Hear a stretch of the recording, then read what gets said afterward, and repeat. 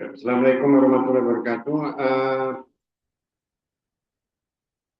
Alhamdulillah wassalatu wassalamu ala anbiya'i wa mursalin sayyidina Muhammadin wa ala alihi wa ashabihi ajmain. Malam ini kita akan melanjutkan untuk terjemah Sahih Bukhari. Sekarang kita sampai kepada bab min aina yadkhulul Makkah. Bab dari mana memasuki kota Mekah. A'udzubillahi minasyaitonirrajim. Bismillahirrahmanirrahim. Bab min dari aina mana yadkhulu masuk dia makata ke Mekah. Jadi babnya itu cerita tentang kalau haji, kan ini kan cerita tentang hajinya Nabi ya. Cerita hajinya Nabi, Nabi itu masuk Mekah itu dari mana? Hadasa telah menceritakan kepada kami Ibrahim ibnu Mungzir. Qala berbicara, hadasa telah menceritakan kepadaku Ma'nun. Qala berbicara dia, hadasa telah menceritakan kepadaku Malikun Malik an dari Nafi an dari Ibnu Umar radhiyallahu anhuma, semoga meridhai Allah dari dia berdua. Qala berbicara dia, karena ternyata Rasul Allah sallallahu alaihi wasallam yadkhulu masuk dia min dari saniyati lembah. Sania itu sebenarnya sebutan untuk tempat yang tinggi, itu sania. Sania itu lembah ya, bisa yang tinggi tapi ya kayak semacam bukit gitu ya. Dan yakhruju keluar dia min dari sania as-sufla yang bawah atau rendah. Kalau kita tahu bahwa Mekah itu kan dikelilingi oleh bukit-bukit ya. Dia kan seperti cerukan gitu. Kalau pernah ke Gunung Bromo ya kayak gitulah kota Mekah. Hanya kan dia lebih besar. Makanya Mekah itu zaman dulu tuh kalau ada hujan lebat dia banjir. Genang dia airnya. Makanya Ibnu Jubair itu pernah dia tawaf dalam kondisi ini. Di setengah dada itu airnya itu. Jadi semua orang nggak ada yang tawaf kecuali Ibnu Zubair, dia tawaf karena banjir. Nah,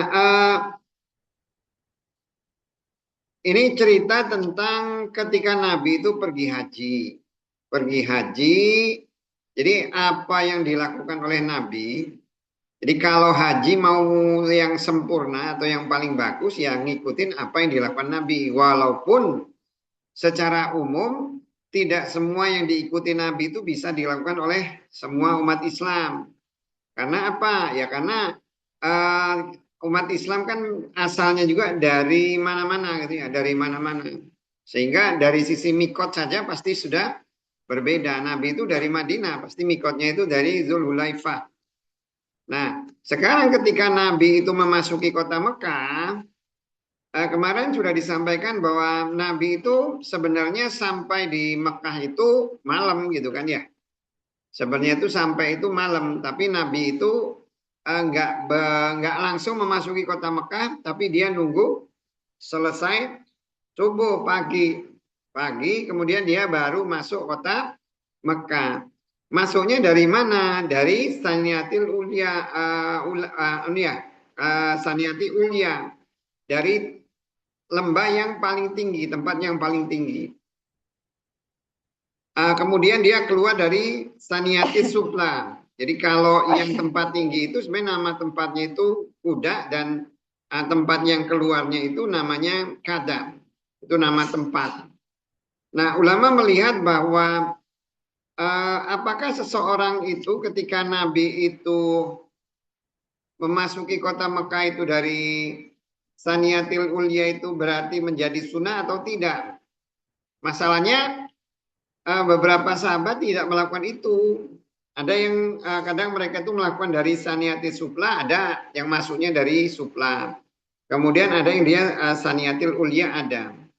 Tetapi ulama melihat kenapa Nabi itu melakukan ini. Melakukan dia masuknya itu dari lembah yang paling tinggi. Yang pertama, kalau dia masuk dari Saniatil Ulia, itu pertama dia masuk itu posisi dia itu datang itu dari depan Ka'bah. Jadi kalau depan Ka'bah itu ngitungnya itu di pintu Ka'bah, di Multazam itu adalah depan Ka'bah. Jadi dia dari arah situ. Kemudian eh, kalau dari Saniatil Ulia itu dia itu lebih mudah terlihat gitu. Lebih mudah terlihat. Kan orang kalau dari yang tempat lebih pendek kan lebih susah terlihat dibandingkan lebih tinggi. Karena tadi seperti kemarin dijelaskan ketika Nabi itu memasuki kota Mekah, dia masuk kota Mekah itu nggak mau di malam hari. Kalau malam hari itu tidak kelihatan, sedangkan Nabi itu adalah contoh gitu kan. Jadi ini akan berbeda ketika seseorang itu dia tidak menjadi pemimpin, gitu. Tidak menjadi pemimpin, apapun yang dia lakukan dia bisa melakukan secara tersembunyi. Gitu. Tapi ketika seseorang itu menjadi pemimpin, apalagi Nabi, yang dia menjadi uswatun hasanah, maka apapun yang dilakukan dia itu akan menjadi contoh. Makanya dia masuk itu dari tempat yang tinggi, tempat dari tinggi. Kemudian tempat keluarnya dia berasal dari tempat yang rendah. Ulama berbeda pendapat tentang masalah kemudahan ya. Alasannya kalau masuk dari tempat yang tinggi itu nanti lebih mudah keluarnya. Lebih mudah keluarnya. Tetapi masalahnya adalah tempat yang tinggi juga di zaman dulu juga susah gitu, sama susahnya antara tempat yang tinggi dengan tempat yang rendah. Sama namanya daerah bukit-bukit. Karena tempat tinggi ini walaupun itu memang setelah para khalifah itu melihat bahwa Nabi itu masuknya itu dari Saniatil Ulia, maka tempat Nabi itu udah dibagusin gitu loh. Setiap khalifah itu membagusin tempat itu karena orang-orang itu jadi ngikut masuknya itu dari situ, dari Kuda dan keluarnya itu dari Kada. Nah yang jadi masalah di perdebatan ulama apakah ini menjadi sunnah atau tidak. Kalau menjadi sunnah kan berarti seluruh jemaah haji harusnya masuk lewat situ gitu loh. Sunnahnya seperti itu. Sebagian ada yang menganggap bahwa kalau lebih gitu Nabi itu lebih utama.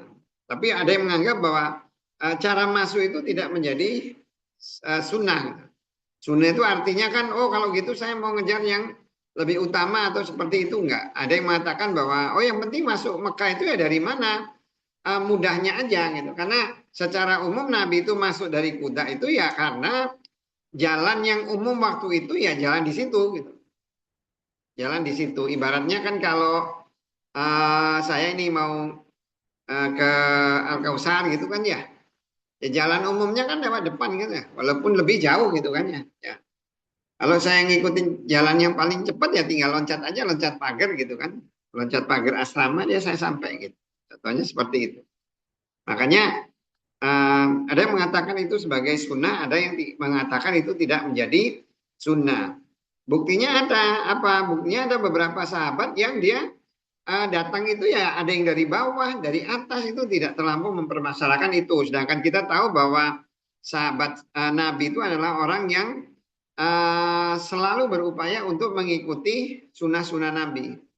Kecuali kalau Ibnu Umar ya, Ibnu Umar itu nggak bisa jadi patokan karena apapun yang dilakukan oleh Nabi pasti dilakukan oleh Ibnu Umar sampai ketika seseorang itu Nabi itu kencing di suatu tempat dia ngikut juga kencing di situ gitu loh. Ya nggak apa-apa sih, bagus aja sih. Ketika kita mengikuti seseorang yang disebut sebagai sodikul masduk atau orang benar dan yang membenarkan itu mau nggak perlu kita nggak perlu tanya gitu, nggak perlu tanya apakah yang dia lakukan itu benar atau salah gitu. Udah pasti kalau ngikut Nabi itu pasti benar tanpa tahu alasannya apa itu udah pasti benar. Tapi kan yang repot adalah ketika kita mengikuti seseorang gitu. Mengikuti seseorang kita tidak tahu apakah orang itu benar atau tidak. Ketika kita ternyata orang yang kita ikuti itu dia berbuat salah dan kita mengira itu benar ya tetap menjadi tanggung jawab kita. Babu bab min dari aina mana yakhruju keluar dia min dari makata Mekah. Hadasa telah menceritakan kepada kami Musaddad Ibnu Musar Hadi Al-Basri. Hadasa telah menceritakan kepada kami Yahya an dari Ubaidillah an dari Nafi an dari Ibnu Umar radhiyallahu anhu mas semoga mereka Allah dari dia berdua annasunya Rasulullah Rasul Allah sallallahu alaihi wasallam dakhala masuk dia makata Mekah min dari kadai kada min dari saniyatil ulya alati yang di Batha nama tempat. Wa dan yakhruju keluar dia min dari saniyatil subla atau lembah yang bawah. Qala berbicara Abdullah karena ternyata yuqalu disebutkan huwa dia musadat seperti ismi namahinya. Qala berbicara Abu Abdillah sami itu mendengar aku Yahya ibnu Mu'in yaqulu berbicara dia sami itu mendengar aku Yahya ibnu Sa'id yaqulu berbicara dia kalau anna sungguhnya musadat ata itu datang aku kepadanya fi di baiti rumahinya fa maka hadas tu menceritakan aku kepadanya la sungguh istahaqo berat dia zalika itu wadan mati tidak ubali peduli aku kutubi kitabku karena ternyata indi di sisiku atau indi di sisi musadat ya, Hadasa telah menciptakan kepada kami Humaydi dan Muhammad ibnu Musana qala berbicara dia berdua Hadasa telah menceritakan kepada kami Sufyan Ibnu Uyainah an dari Hisam Ibnu Urwah an dari abi bapaknya an dari Aisyah radhiya semoga meridai Allah an dari haknya. Anna sungguhnya Nabi sallallahu alaihi wasallam lama ketika jaa datang dia ila ke Makkah dakhala masuk dia min dari a'la paling tinggi haknya wa dan kharaja keluar dia min dari asfali paling rendah haknya.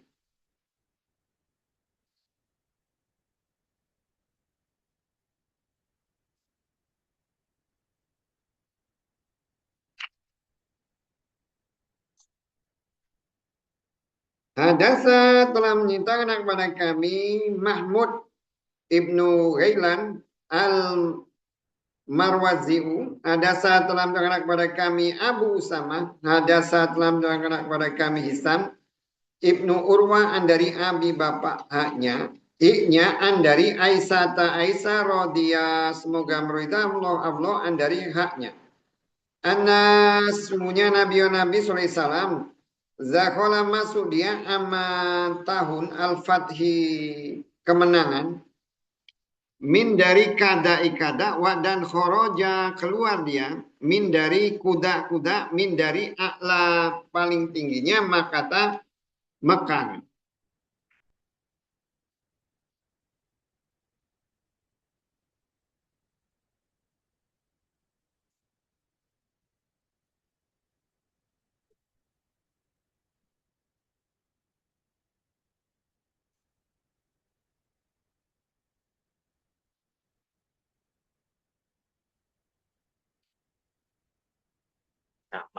Ya sama ya. Jadi kalau kita lihat ya Nabi ketika dia pergi haji ya.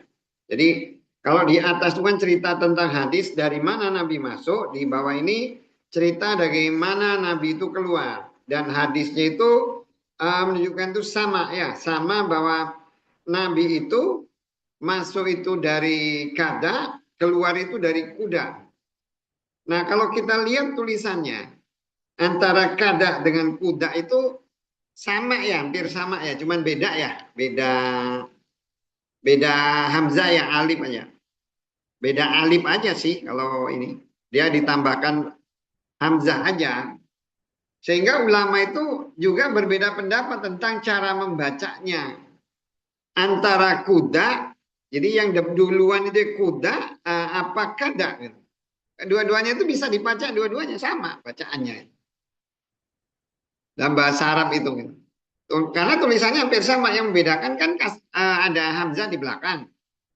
Dibaca kuda yang depan tuh dibaca kada juga nggak apa-apa, dibaca kuda juga nggak apa-apa. Sehingga ulama itu berbeda pendapat tentang apa itu namanya ini bacaannya gitu. Tapi kenapa Imam Syafi'i berpendapat bahwa yang benar itu adalah kada, kada dan kuda. Karena apa? Karena kalau kada itu nama untuk lembah yang di tempat tertinggi. Sedangkan kuda itu adalah lembah untuk tempat yang rendah. Nah, kalau kita lihat tentang cara masuk itu ya, cara masuk walaupun cara masuk itu nggak masalah sebenarnya mau dari bawah atau tidak. Tapi kan kalau kita lihat di Quran ya, di Quran kan laisal birro apa itu namanya? Yas'alunaka ainil ahilah gitu ya. Mereka bertanya tentang apa itu bulan sabit laisa biro bi antatia buyuta min duhuria walakinal biro manitako. Jadi masuk itu rumah itu bukan suatu kebaikan tuh masuk rumah itu dari belakang atau depan. Yang penting bertakwa aja gitu. Bertakwa aja. Nah, intinya kan gitu, mau dari bawah mau dari atas yang penting masuk Mekahnya itu karena niatnya untuk ya bertakwa atau beriman, jadi nggak masalah gitu. Sama seperti Nabi. Hanya kalau kita lihat itu kan berarti kan kebiasaan Nabi. Nabi itu selalu ya ketika dia melakukan sesuatu itu, Nabi itu melakukannya itu dengan terang-terangan. Dengan terang-terangan, dia tidak boleh melakukan sesuatu itu dengan sembunyi-sembunyi. Makanya di zaman Nabi itu ada seorang laki-laki namanya Utsman gitu ya. Utsman itu dia penulis wahyu. Tapi bukan Utsmannya khalifah, namanya ada yang Utsman yang lain. Dia itu penulis wahyu. Kemudian dia murtad. Dia murtad gitu. Kemudian dia jelek-jelekin Nabi. Jelek-jelekin Nabi. Terus dia juga bunuh ya. Bunuh bapaknya salah satu sahabat. Waktu dia murtad itu dia bunuh bapaknya sahabat. Sehingga sahabat yang bapaknya itu dibunuh itu dia berjanji depan Nabi gitu, bahwa pokoknya saya harus bunuh Utsman. Mau dia dilindungi oleh siapapun saya tidak peduli, pokoknya saya harus membunuh Utsman. Nah, suatu hari Utsman itu dia tertangkap. Kalah perang tertangkap. Kemudian ada seorang sahabat yang memberikan perlindungan kepada dia. Memberikan perlindungan artinya dia memberikan jaminan, ya Allah ini Utsman itu tobat gitu loh. Tobat. Nah yang mau membunuh, yang pingin dibunuh itu namanya Mughirah. Sahabat Nabi itu Mughirah, bapaknya itu dibunuh sama Utsman ini. Jadi ketika dia itu mengucapkan syahadat gitu, mau tobat itu, Nabi itu diam aja. Nabi itu diam. Kemudian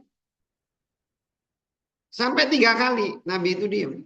Baru setelah yang ketiga ya udah akhirnya diterima, diampuni. Kemudian habis itu dia pergi kan. Kemudian Nabi itu ngomong, emang di antara kalian tuh nggak ada yang pernah bersumpah akan membunuh lelaki ini gitu. Kata Mughirah itu wallahi Nabi gitu. Saya ingin bunuh dia, cuman kan karena di depan kamu nggak mungkin saya membunuh. Coba kamu kasih isyarat aja. Jadi kata Nabi itu tidak layak bagi seorang Nabi menyuruh orang membunuh hanya dengan menggunakan isyarat. Karena ketika dia memerintahkan sesuatu itu harus jelas gitu. Sama ketika Nabi menyerbu kota Mekah, dia juga jelas gitu. Jelas melakukan suatu, apalagi melakukan suatu ibadah yang memang dilihat oleh semua orang gitu. Makanya Nabi itu masuknya juga di siang hari, kemudian dari tempat yang tinggi keluarnya sama. Kemudian ini cerita juga tentang seseorang ya yang dia punya teman musadat. Artinya kalau cerita itu udah dari musadat, secara umum pasti benar gitu loh. Saya nggak peduli mau itu asal musadat itu udah ngomong bahwa Nabi itu melakukan seperti ini, saya nggak peduli lagi mau orang lain ngomong, cukup patokannya orang itu aja. Jadi ternyata Nabi itu masuk dari Mekah itu ketika haji sama itu sama. Gitu.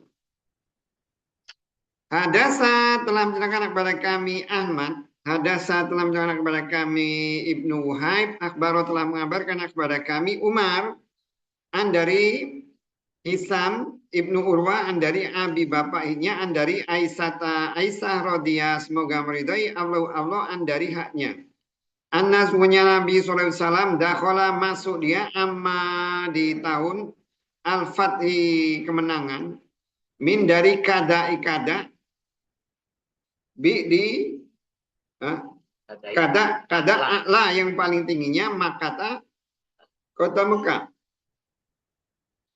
Kala berbicara Hisamun Hisam dan karena ternyata Urwah yang dulu masuk dia ala kepada kilata dua itu hima dia berdua, maksudnya kalau Urwah itu kadang masuk dari kada, kadang masuk dari kuda, tergantung ini min dari kada wa dan kuda wa dan aksaru kebanyakan ma yang yakulu masuk dia min dari kada ikada wa dan karena ternyata akroba paling dekat rumah dia berdua ilah kepada manzili tempat tinggal hiknya. Ya, jadi Urwah salah seorang nabi, sahabat Nabi itu masuk itu dari mana aja gitu, dari mana aja nggak masalah gitu. Tapi dia lebih banyak itu dari kada karena mempertimbangkan bahwa rumah dia itu lebih dekat kepada kuda. Itulah yang menyebabkan ulama itu jadi berbeda pendapat. Apakah berarti cara masuk Mekah itu harus murni gitu ya, mengikuti sunnah itu harus masuk lewat situ, atau ini hanya pilihan aja gitu loh, masukmu dari mana aja nggak masalah. Hadasa telah menceritakan kepada kami Abdullah ibnu Abdul Wahab.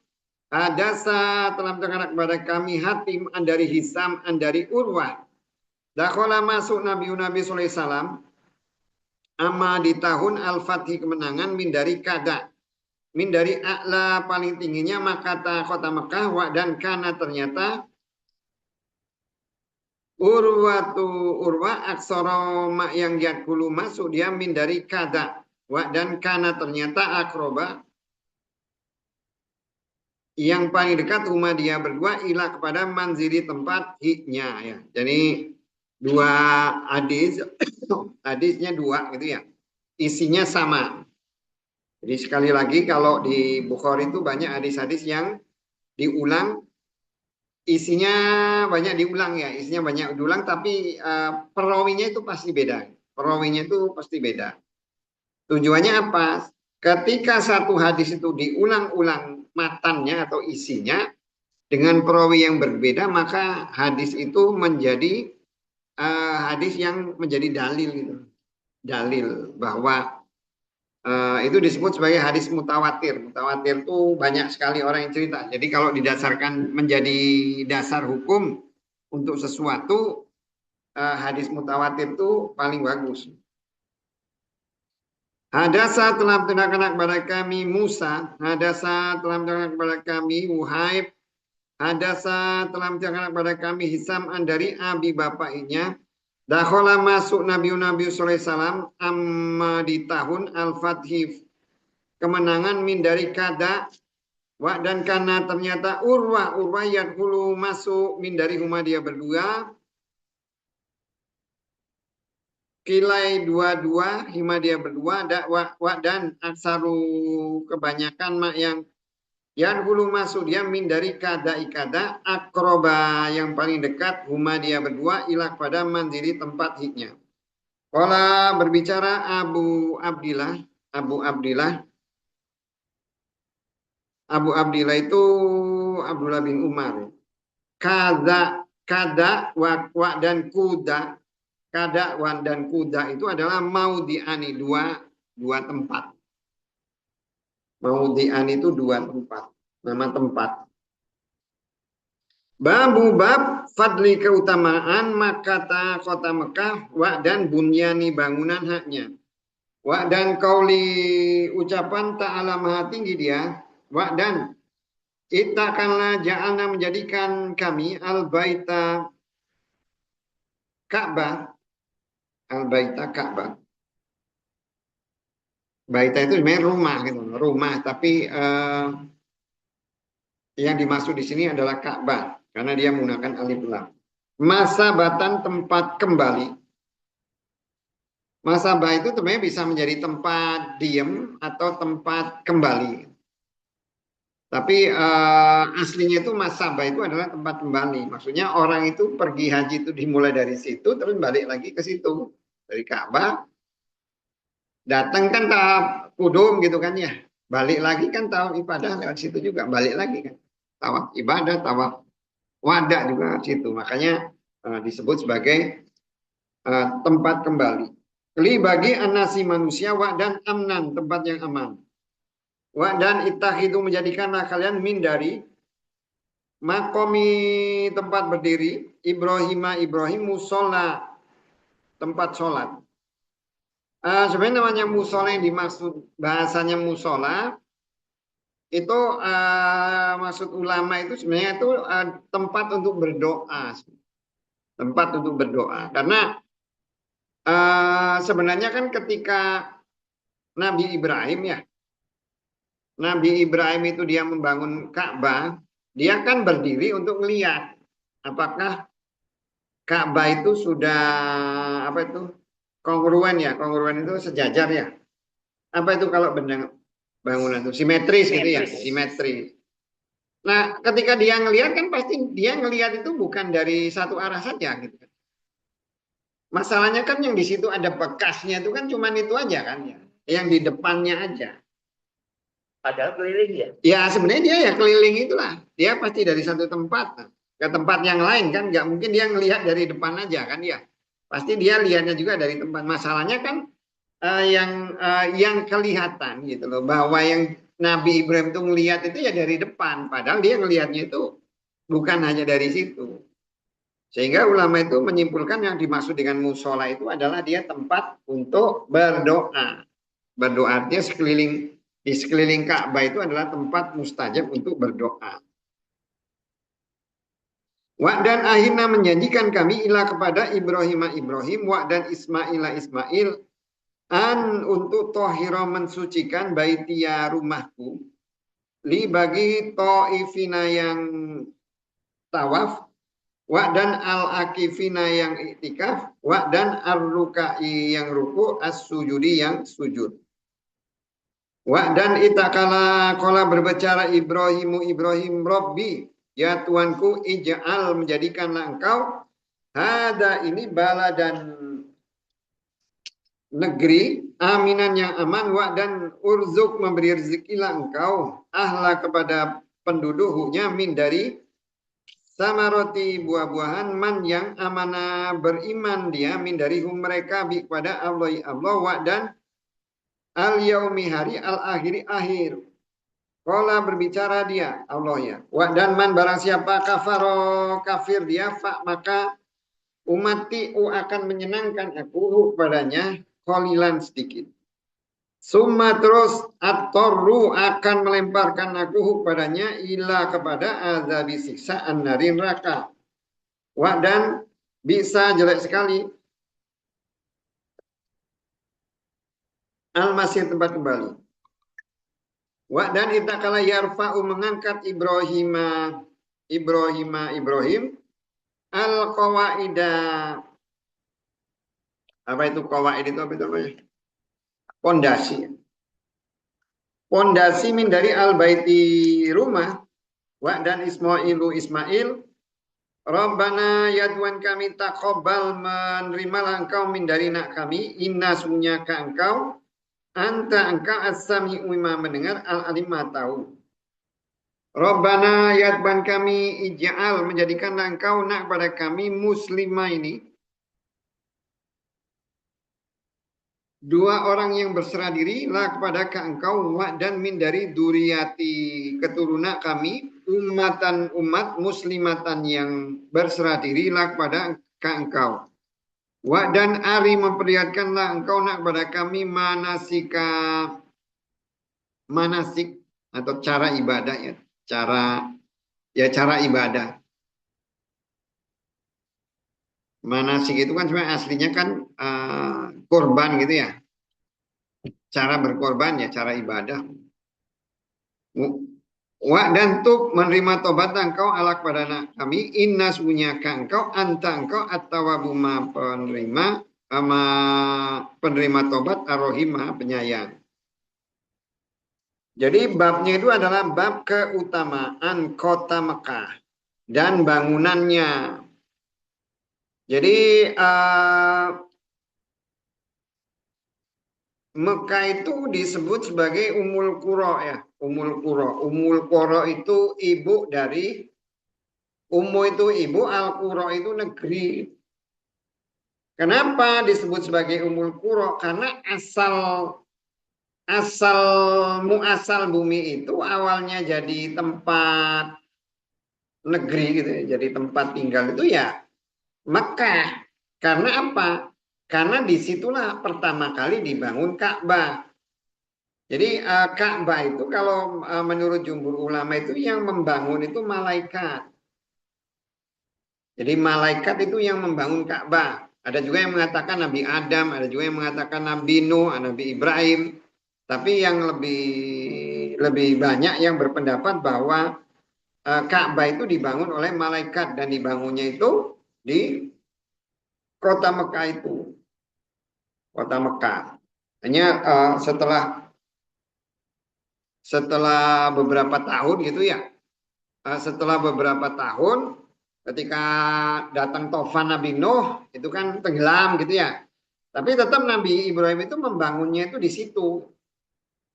Makanya ketika Nabi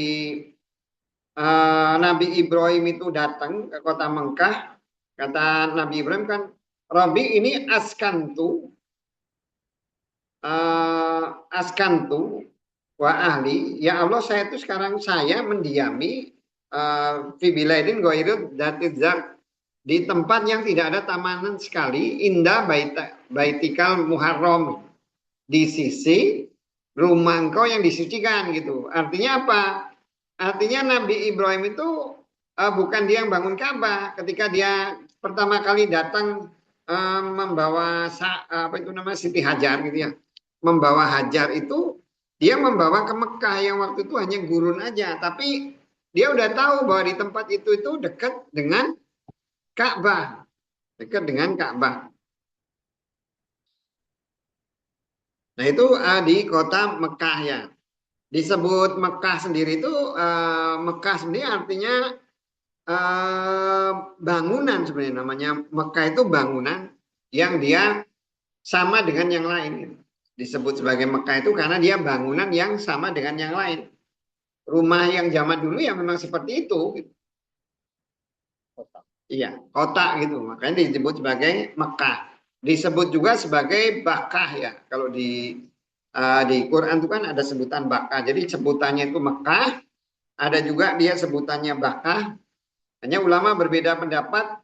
Yang dimaksud dengan Bakkah itu adalah daerah sekitar Masjidil Haram itu disebut sebagai Bakkah. Kalau kotanya itu sebagai Mekah. Perbedaannya di situ. Tapi ada juga yang menyatakan bahwa sama aja antara Mekah dengan Bakkah ya. Antara Mekah dengan Bakkah. Karena kan kalau dalam bahasa Arab itu antara mim dengan ba itu sama sebenarnya. Antara mim dengan ba itu sama. Makanya ketika di tajwid juga kan ba ketemu mim itu jadi mim gitu kan ya. Nah, makanya ba dengan mim itu di pengucapan itu menjadi sama. Nah, kota Mekah itu oleh Allah itu diistimewakan dari semua tempat yang ada di muka bumi ini. Karena apa? Karena di situ ditetapkan sebagai rumah Allah di dunia gitu loh. Di dunia itu ditetapkan. Jadi yang membuat kota itu menjadi istimewa itu ya karena adanya Ka'bah. Karena adanya Ka'bah. Dan kita sebagai orang Islam itu harus menganggap bahwa kota Mekah itu adalah kota yang istimewa. Jadi jangan pernah kita itu mengatakan "Ah, sama aja lah gitu ya. Enggak, tetap kita harus menyatakan sesuatu itu sama. Apa itu berbeda. Karena ada bedanya lah ketika kita menganggap apa itu namanya, nih kita ketemu bupati, kemudian sama ketemu petani, pasti kita anggap bupati itu lebih terhormat gitu kan ya. Maka perlakuan kita itu akan berbeda. Sama ketika kita menganggap bahwa kota Mekah itu dia berbeda, apalagi dia diistimewakan oleh Allah. Nah, apa keistimewaannya? Karena Allah itu menjadikan kota Mekah itu sebagai tempat kembalinya manusia. Masa batalinas. Jadi patokan manusia itu oleh Allah itu dijadikan nanti sebagai tempat berkumpulnya manusia yang pergi haji. Jadi syariat haji itu sudah ada dari zaman dulu.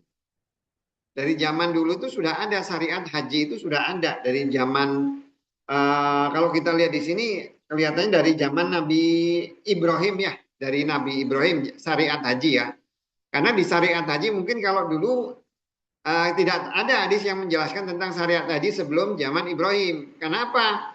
Karena sebagian syariat haji itu ngikutin apa yang dilakukan oleh Hajar juga kan ya. Hajar seperti misalnya dia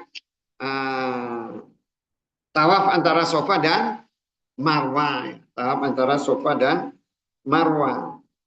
Nah, Nabi Ibrahim itu asalnya itu dari Syam ya. Asalnya itu dari Syam. Dia punya istri namanya Hajar. Hajar itu anak dari pamannya dia.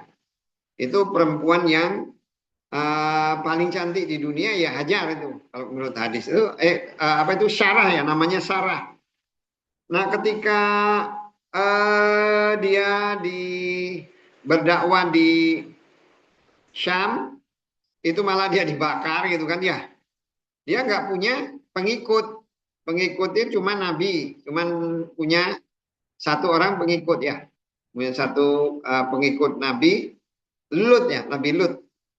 Cuman itu aja yang ikut dia sama Sarah aja. Umat tuh nggak ada dia, cuma Nabi Lut aja yang ikut dia. Akhirnya oleh Allah dia disuruh hijrah keluar dari Syam. Ketika dia keluar dari Syam, dia pergi ke Mesir.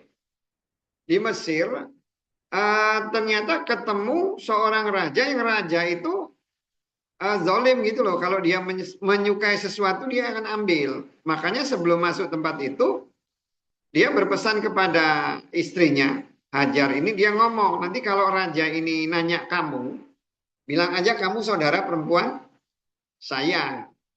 Kenapa? Kalau dia ngomong istri, maka Ibrahimnya dibunuh. Ibrahimnya dibunuh. Jadi kalau kita lihat dan Nabi bukan berarti yang penting kan Nabi saya pasti dilindungi enggak gitu.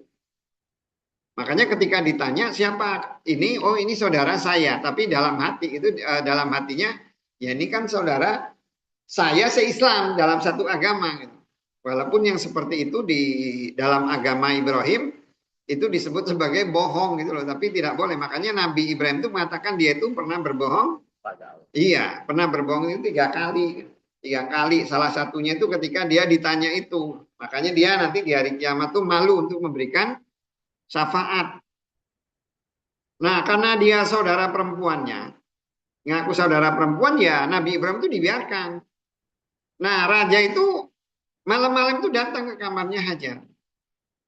Mau nyentuh ya. Tapi setiap dia mau nyentuh Hajar itu lumpuh. Dekat lumpuh, tiap deketin lumpuh. Akhirnya ngomong saya ini setan ini katanya. Setan. Akhirnya ya udah nggak berani lagi raja itu. Cuman karena dia takut ini Hajar ini berarti itu setan, takut dia balas dendam. Akhirnya oleh raja itu dikasih budak supaya Hajar ini nggak marah gitu kan, cuma bikin lumpuh aja. Iya, Sarah itu dikasih budak. Budaknya itu namanya Hajar. Budaknya itu namanya Hajar. Nah, ketika dia dikasih kemudian baru Ibrahim itu balik ya ke Palestina.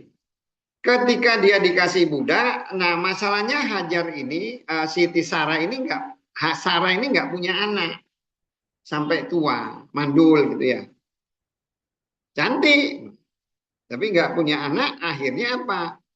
Hajar itu dikasihin ke Ibrahim. Dikasihin ke Ibrahim.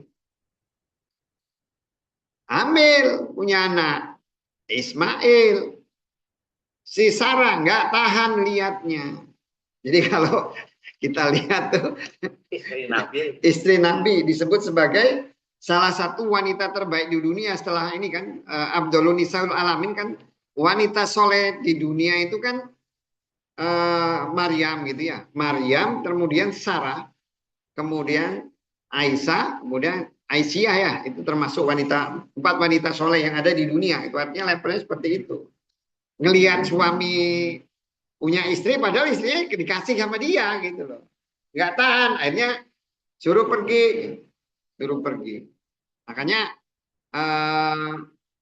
saking cemburunya itu, makanya kalau Hajar itu dia pakai baju itu bajunya itu panjang gitu loh, supaya apa bekas kakinya itu kalau dia jalan tuh ketutup. Akhirnya oleh Ibrahim itu disuruh bawa pergi kemana aja, bawa pergi istri. Saya nggak tahan lihatnya gitu kan ya. Akhirnya dibawalah dia ke Mekah, dibawa ke Mekah. Nah dia masih punya anak bayi kecil, ditinggal di padang pasir. Kan nanya, Ibrahim, kok dibawa ke sini? Ini nggak mau ngapain ke sini? Nabi Ibrahim diam, bingung juga dia. Bingung mau kemana. Gitu. Terus dia nanya, karena si Hajar ini juga perempuan soleh, dia nanya, ini kamu disuruh sama Allah? Iya. Ya udah, kalau gitu kalau disuruh Allah, idzan la ini pasti dia nggak akan mengabaikan saya. Jadi pergilah Nabi Ibrahim ditinggalin Sarah itu sama bayinya, nggak ngapa-ngapain, nggak dikasih, nggak dibikinin tempat, nggak dibikin apa, ditinggal. Sehingga haus ya, haus nyari air sampai bolak-balik dia nyari air kemana-mana sampai di Sofa Marwah itu dia putar-putar 7 kali. Nggak ketemu air, begitu dia balik ternyata anaknya itu sudah Ismail itu udah didatengin malaikat Jibril. Dari kakinya Ismail itu muncul mata air. Deras mata air itu. Karena deras, si Hajar tuh ngomong zam zam zam zam zam zam, maksudnya berhenti berhenti berhenti, stop stop stop gitu. Jadi kata Nabi lah, kalaulah Hajar itu nggak ngomong zam zam, berhenti berhenti, maksudnya berhenti ngalirnya, itu pasti nggak akan ngalir gitu, sungai yang besar di Jazirah Arab, kata Nabi seperti itu. Jadi asal kata zam zam itu ya berhenti berhenti. Nah haji itu yang mulia itu, ibadah haji itu ngikut Hajar itu dijadikan salah satu ritual ibadah haji. Yang salah satunya itu adalah sa'i ya. Sa'i, tawaf antara Sofa dan Marwah. Nah kemudian Nabi Ibrahim itu Ismail itu ditinggal di situ dengan Hajar. Dengan Hajar. Nabi Ismail balik ke Nabi Ibrahim itu balik ke Hajar. Balik ke Sarah ya di Palestina. Balik ke Sarah. Di sana nanti ujungnya itu Sarah itu punya anak, dinamakan Nabi Ishak. Makanya kalau ulama itu berpendapat bahwa sebenarnya anak yang disuruh nyembelih itu adalah Ishak, bukan Ismail. Kenapa? Karena Nabi Ibrahim itu nggak diem bareng Ismail. Nabi Ibrahim itu hanya kadang-kadang aja, nggak ngecek aja. Dia itu nggak tinggal bareng Ismail. Hajar sama Ismail itu tinggal sendiri berdua aja di Mekah itu. Nah kebetulan waktu ini kan ada turun Zam-Zam gitu ya. Ada Zam-Zam itu kebetulan ada namanya kabilah. Kabilah itu kabilah Jurhum dari wilayah Yaman. Kalau kabilah itu kan mereka tuh nyari air gitu ya. Ketika mereka tuh lihat di atas tuh banyak burung, itu berarti ada air. Nah alhamdulillah kabilah Jurhum itu biasanya orang Arab itu kan senangnya itu ngerampok gitu kan. Bahasanya itu ngerebut kalau ada sesuatu. Tapi kabilah Jurhum itu bagus gitu. Begitu datang itu lihat ada mata air, ada bayi. Jadi minta izin mereka, boleh nggak kami tinggal di sini? Kan ini air gitu kan. Mereka tuh memang hidup itu nyari di tempat ada air, mereka tinggal di situ. Nah, kata mereka, ini kan air, ini punya kamu, katanya. Kami nanti bayar sewanya lah.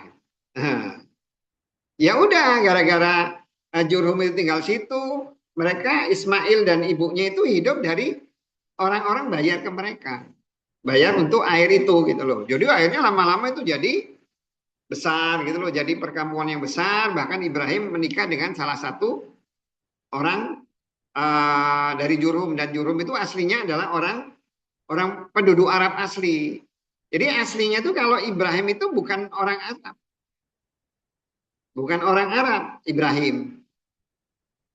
Yang asli orang Arab itu ya kabilah Jurhum dapat Ismail. Ismail. Makanya keturunannya itu disebut Arab Mustari ya, orang Arab dari luar gitu loh. Tetap namanya Arab tapi karena dia orang orang Jawa gitu ya, kayak saya orang Jawa nikah dengan orang Lampung gitu.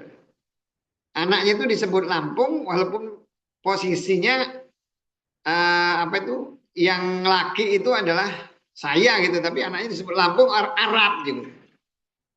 Jadi nggak murni Arab bener gitu, bukan asli. Kalau Arab bener kan yang Arab dapat Arab gitu. Nah, Nabi Ibrahim itu kadang bolak-balik. Nah, ketika Nabi Ismail itu sudah besar dia baru datang itu ke Ismail. Ya akhirnya ketika dia datang itu dia disuruh oleh Allah itu membangun Ka'bah. Nah, penduduk waktu itu masih menyembah berhala, masih menyembah berhala. Mereka kan nggak ngerti gitu ya. Hanya yang murni itu kan agama itu kan Nabi Ibrahim, Ismail dan Hajar, karena mereka yang belajar dari Nabi Ibrahim. Nah, oleh Allah disuruh bikin buat ini apa itu namanya? Bikin Ka'bah, buat Ka'bah. Nah, Nabi Ibrahim itu kan nggak ngerti Ka'bah itu aslinya itu di mana, itu nggak ngerti. Jadi akhirnya diperlihatkan oleh malaikat di mana dia harus membangun Ka'bah, ditunjukkan gitu loh. Ka'bah itu ada di sini. Jadi yang membangun itu adalah Ismail ya, dan Nabi Ibrahim. Ketika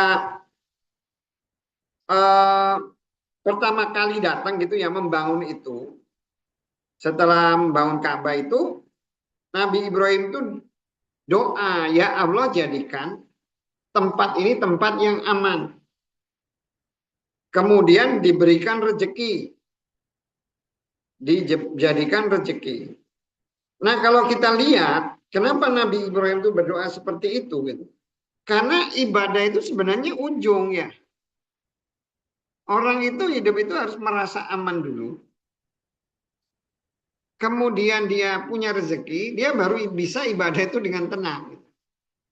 Makanya Nabi itu kenapa dia itu berlindung dari kesulitan, berlindung dari hutang gitu kan Nabi kan ya. Robi ini adzubika min ghalabatid den ya. Ya Allah, saya berlindung kepada engkau dari lilitan utang gitu ya. Supaya apa? Supaya bisa ibadah itu tenang. Coba bayangin kalau kita punya utang. Utang sama banyak orang, mau sholat ke masjid takut. Takut.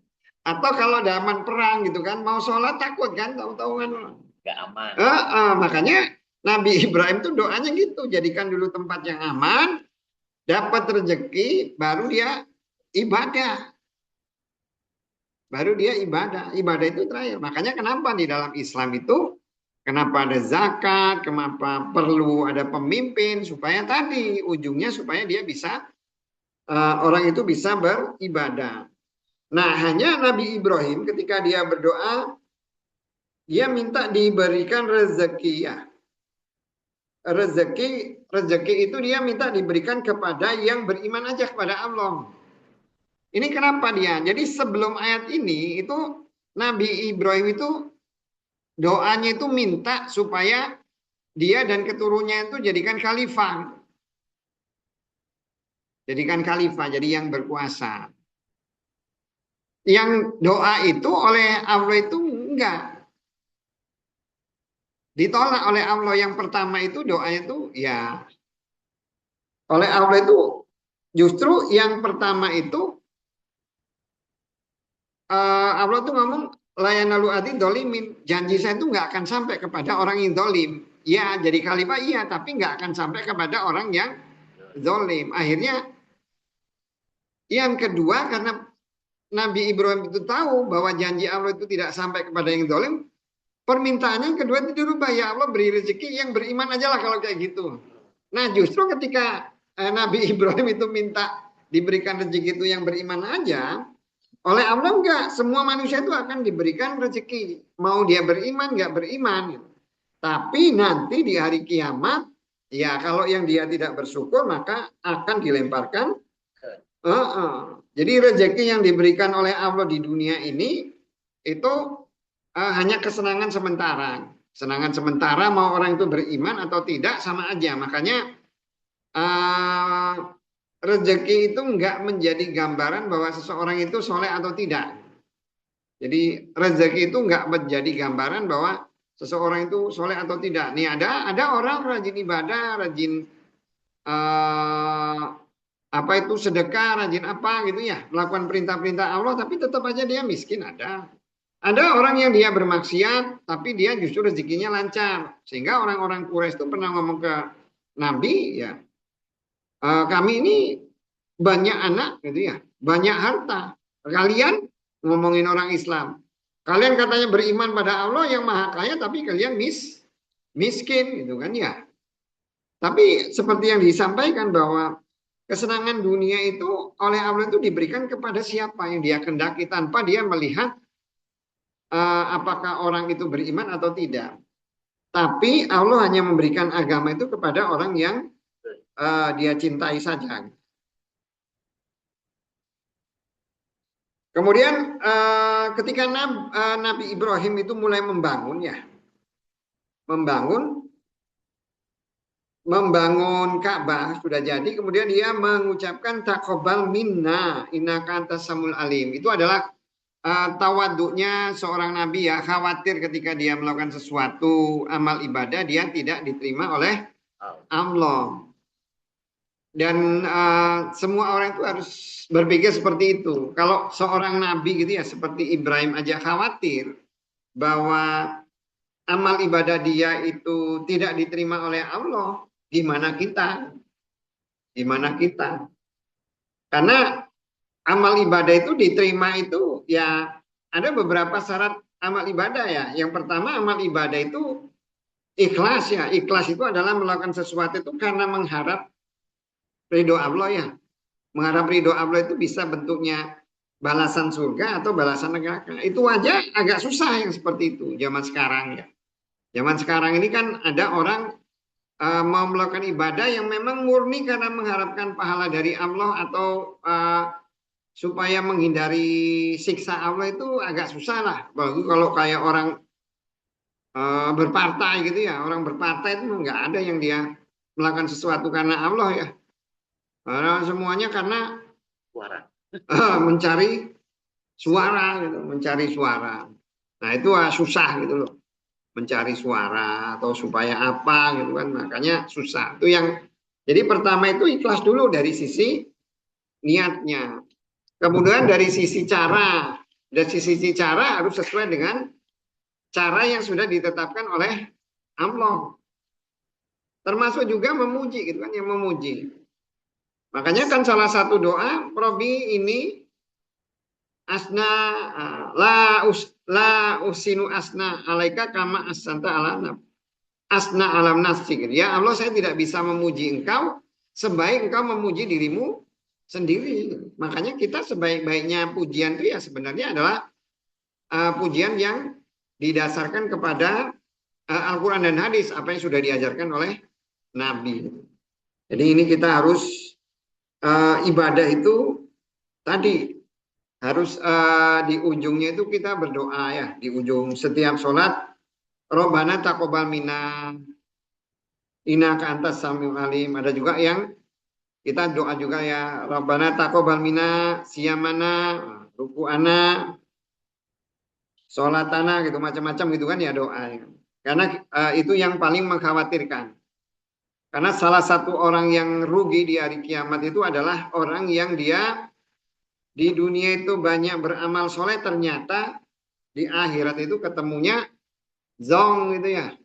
Karena ternyata amal solehnya itu ya tidak memenuhi syarat-syarat untuk diterima, kan kecewa ya, nggak bisa balik lagi, nggak bisa kan ya, balik lagi nggak bisa.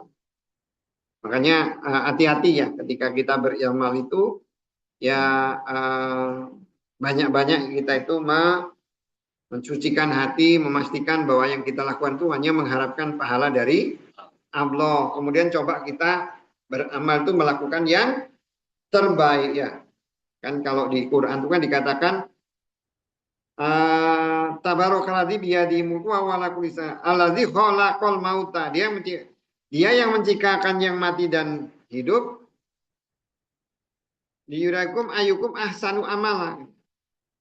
Karena dia itu ingin melihat siapa di antara kita itu amalnya yang paling baik. Beramal itu yang paling baik, wudhu yang paling bagus, sholat itu yang paling bagus. Jadi pernah sahabat Nabi itu ketika dia membuat kuburan gitu ya, membuat kuburan oleh Nabi itu kubur aja gitu, suruh Nabi suruh rapiin, dirapiin, agak ditinggiin, dirapiin gitu loh, suruh Nabi. Kemudian kata sahabat, apakah itu sunnah Nabi? Ya enggak. Sunnah itu artinya bahwa sesuatu itu harus dilakukan seperti itu, ya enggak. Tapi ketika kamu bekerja, lakukanlah yang terbaik. Gitu. Lakukan yang terbaik. Apapun itu, karena Allah ingin melihat amal ibadah kita. Kemudian setelah doa seperti itu, minta amalnya diterima, dia juga Nabi Ibrahim itu berdoa, ya Allah, jadikanlah kami orang Muslim yang berserah diri kepada Engkau dan keturunan kami umatan muslimatan lak. Wa arina manasikana, dan perlihatkan kepada kami manasik ya, cara ibadah kami, cara ibadah haji. Nah, minta diperlihatkan seperti apa. Jadi minta dijadikan orang Muslim.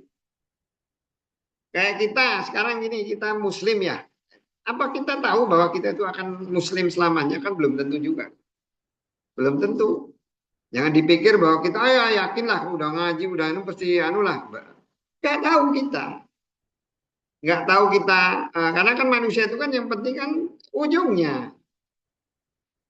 Oh Pak, dari kecil soleh begitu gede, salah ya, mati ya sudah tamat.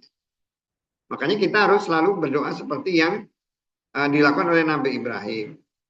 Termasuk juga Nabi Ibrahim itu berdoa juga untuk keturunannya. Jadi minta kita berdoa nih untuk keturunan kita. Karena apa? Keturunan kita itu adalah salah satu amal jariah kita. Kalau kita bisa punya keturunan yang soleh, dia beramal soleh gitu ya, kita dapat pahala kalau dia beramal soleh. Apalagi kalau kita yang mengajarkan dia beribadah. Makanya paling bagus itu sebenarnya kalau anak itu dididik sendiri sih sebenarnya. Sholat. Jadi ketika kita itu mendidik anak sholat, mendidik anak kita ngaji gitu ya. Maka ketika dia sholat ya itu menjadi amal kebaikan kita. Ketika dia ngaji jadi amal kebaikan kita. Kalau sekarang kan enggak, anak yang kucuk-kucuk keren pesantren, balik gede, cet. Oh, udah balik ngafirin bapaknya lagi, Pak. Canggih pula dia. Oh.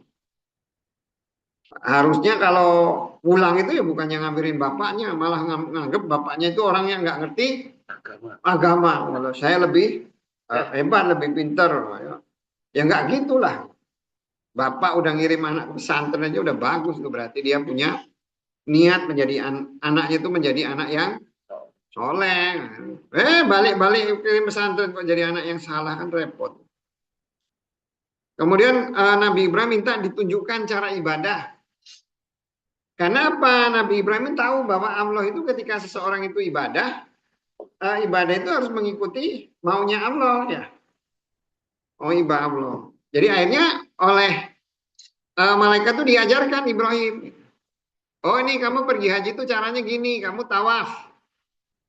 Tawaf di bait, di rumah ya, Ka'bah. Kemudian kamu tawaf di sa'i ya.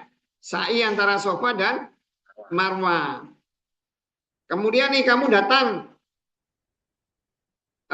setelah saya datang, nanti kamu kumpul di Mina, terus kamu kumpul di sini, di tempat ini. Tahu nggak nama tempat? Udah tahu nggak ini tempatnya? Akhirnya karena ditanya oleh malaikat udah tahu, Araf tuh kata saya tahu. Iya iya berarti kalau tempat kamu tahu karena kamu udah tahu namanya jadi Arafat gitu. Nah, namanya gitu. Arafat. Jadi Arafah itu kan tahu gitu ya. Jadi jadi tahu gitu. Kemudian dari Arafah dia balik ke Mina, diajarkan di situ ke Mina. Begitu dia Mina, dia lihat setan. Dilihat setan. Sama malaikat, setan itu dilempar pakai batu 7 kali. Nah, dilempar 3 kali. Dia lemparnya itu 3 kali. Itulah makanya asalnya lempar jumroh itu dari situ gitu. Dari mengajarkan kepada Nabi Ibrahim. Menurut penafsirannya itu seperti itu. Walaupun ada yang mengatakan bahwa oh itu apa itu namanya? Ismail gitu ya. Ismail digoda setan jangan mau di sembelih ya. Jangan mau disembelih kan, digoda setan dilempar sama Ismail gitu ya. Tapi kan masalahnya itu kan versi yang menyatakan bahwa Ismail anak yang disembelih gitu. Maksudnya kan tidak ada hadis sahihnya. Yang menyimpulkan bahwa yang jadi korban itu adalah Ishak juga kan nggak ada hadis yang menunjukkan bahwa yang disembelih itu Ismail atau Ishak, nggak ada. Tapi orang hanya melihat dari sejarah. Sejarah bahwa Nabi Ibrahim ya. Nabi Ibrahim itu nggak kumpul dengan Ismail. Kemudian kira-kira kalau misalnya nih mau disembelih itu yang lebih berat nyembelih Ismail apa Ishak? Berat lah orang berkumpul. Enggak, nyembelih Ishak apa nyembelih Ismail? Yang Ishak. Lebih berat. Ishak. Ishak, kenapa nyembelih Ishak itu lebih berat? Ya karena sering ketemunya ini. Ishak itu masalahnya kan istrinya itu tadinya nggak punya anak, mandul. Mandul kan? Akhirnya udah tua baru dapat anak gitu. Kan berarti kan kesayangan gitu kan ya. Tiba-tiba disuruh nyembelih gitu kan. Nah, itu malah jadi lebih berat kan dibandingkan dengan Ismail. Pertama Ismail memang udah dari awal nikah dapat ya hamil, terus udah jarang ketemu juga gitu kan ya. Itu sama lah kayak inilah kalau orang itu kan yang dia ketemu sering ketemu itu lebih berat daripada yang tidak ketemu. Saya punya apa itu namanya? Ayu saya itu punya anak angkat. Punya anak angkat, udah dikasih tahu ini. Ini bapaknya sama ibunya. Iya, dia tahu aja, tapi tetap namanya dekat itu dekat dengan yang ngurus itu kan ya. Dia nganggapnya itu tetap ayu saya itu orang tuanya lah. Walaupun udah dikasih tahu kalau ini cuma ibu angkat. Ibu dan bapak angkat, tapi dekat apa-apa mak. Kalau sama bapak ibunya biasa-biasa aja. Lebih dekat. Sama lah kalau umpamanya Ibrahim sama Ismail kan seperti itu. Jadi diajarkan ya. Dihadirkan ke waktu balena dan terimalah tobat kami. Jadi kalau kita lihat ya Nabi ya. Nabi semua Nabi itu tobat ya. Selalu meminta ampun pada Allah Nabi Ibrahim. Kenapa Nabi Ibrahim itu bisa tobat ya? Meminta ampun karena dia sudah diperlihatkan malakus ya. Jadi perlihatkan langit dan bumi itu seluruh isinya itu dia udah lihat. Gitu. Secara umum itu udah seperti itu. Sama kayak Nabi juga kan seperti itu. Makanya dia tahu kehebatan Allah. Makanya nggak berani mereka tuh main-main sama Allah itu nggak berani. Gitu. Kayak kita kan sholat tuh. Itu bedanya orang yang dia sudah memahami kehebatan Allah dengan yang enggak. Kalau kayak kita lihat datang nih anak sekarang ya datang ke masjid. Kalau datang ke masjid Jumat gitu ketemu orang kan ngobrol gitu kan ya. Padahal kita tuh datang ke masjid itu mau ibadah. Harusnya ya begitu datang ke masjid dari Jumat itu enggak ngobrol. Walaupun sebelahnya teman, udahlah. Namanya di rumah Allah ya fokus saja ibadah gitu kan ya. Apakah dia berzikir atau apa. Kan sama juga ketika kita datang ibadah haji ya seperti itu juga kan. Ini kan datang ngobrol gitu. Kalau kita lihat Nabi ketika dia pergi haji kan kehidupannya itu ya isinya kan hanya takbir atau talbiyah yang begitu dia pakai baju ihram, dari mulai dia pakai baju ihram itu ya istrinya itu kalau nggak talbiyah, takbir, tahmid, ya gitu aja, tahlil, lu nggak ngobrol-ngobrol kayak kita, gitu kan ya. Itu haji yang benar itu seperti itu. Termasuk ketika kita ke masjid ya seperti itu. Sholat Jumat niatnya mau ibadah. Ada saat telah menceritakan kepada kami Abdullah ibnu Muhammad. Ada saat telah menceritakan kepada kamu Abu Asim. Kola berbicara Akbar telah mengabarkan nih kepadaku Ibnu Juraij. Kola berbicara dia. Akbar telah mengabarkan kepadaku. Nah, nih kepadaku.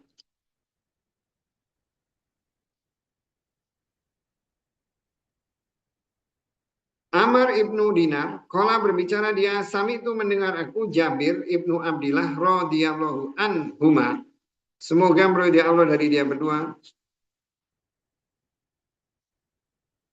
Kola berbicara dia, lama ketika buniat dibangun Ka'bah dahaba pergi Nabi sallallahu alaihi wasallam wa dan Abbas ibnu Abdul Muthalib pamannya ya, yang kulani membawa mereka atau memanggul mereka alih jarota batu.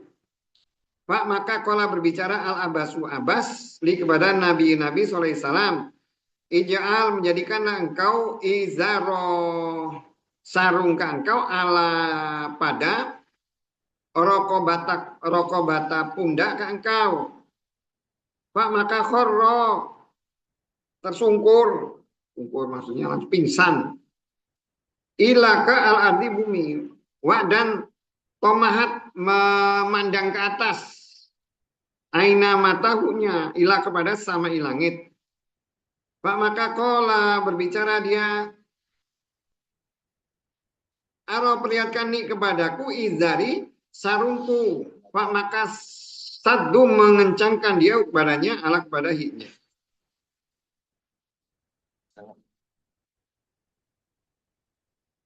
Jadi ini cerita tentang Nabi ya.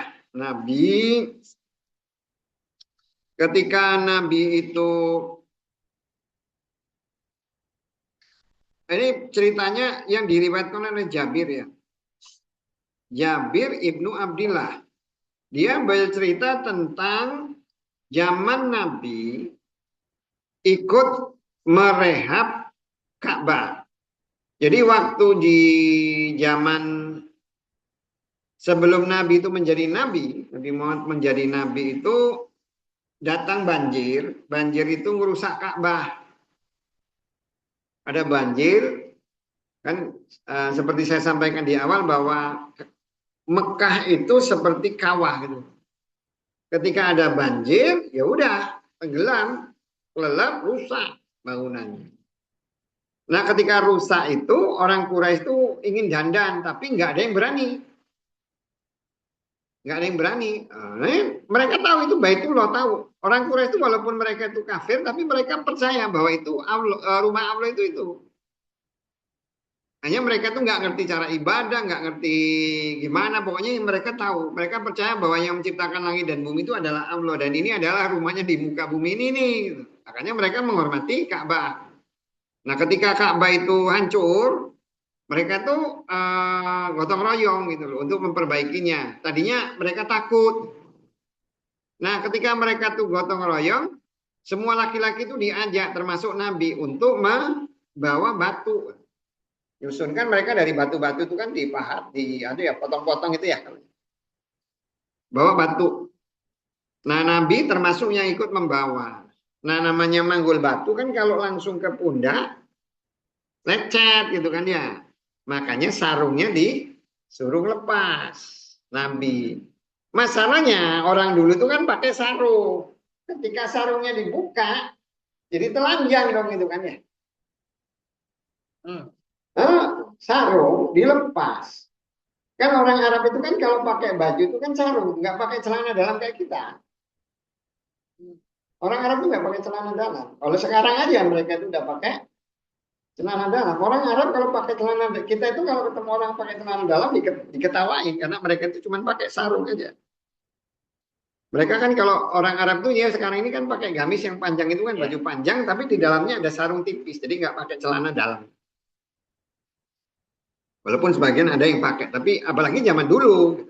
Zaman dulu mereka cuma pakai sarung sama kain untuk nutupin atas. Nah, ketika Nabi itu oleh Abbas sudah kamu taruh itu sarung kamu ke sini ya. Dia mau ngelepas dia pingsan. Jadi di dalam dia ditanya kenapa kamu pingsan? Ada itu dia diperlihatkan malaikat tuh ngelarang dia untuk telanjang. Jadi berdasarkan itu ulama itu menyimpulkan bahwa Nabi itu sebelum jadi Nabi pun tidak pernah berbuat dosa. Telanjang itu kan suatu aib sih gitu ya. Nabi itu tidak pernah. Orang Arab itu udah biasa kalau telanjang, mandi bareng gitu. Nabi enggak. Bareng-bareng dilihat orang telanjang itu enggak pernah. Termasuk seperti kalau zaman dulu gitu ya. Zaman dulu orang Arab itu dengerin musik gitu kan ya. Lagu atau apa gitu. Nabi itu enggak ketika dia mau diajak pingin gitu loh. Suatu hari ada di suatu tempat itu ada hiburan musik itu apa sintreng gitulah ya. Pingin ke sana, begitu mau diajak ke sana malamnya itu pokoknya ngantuk gitu loh. Makanya itulah disebut sebagai Nabi itu al-maksum, terjaga dari dosa.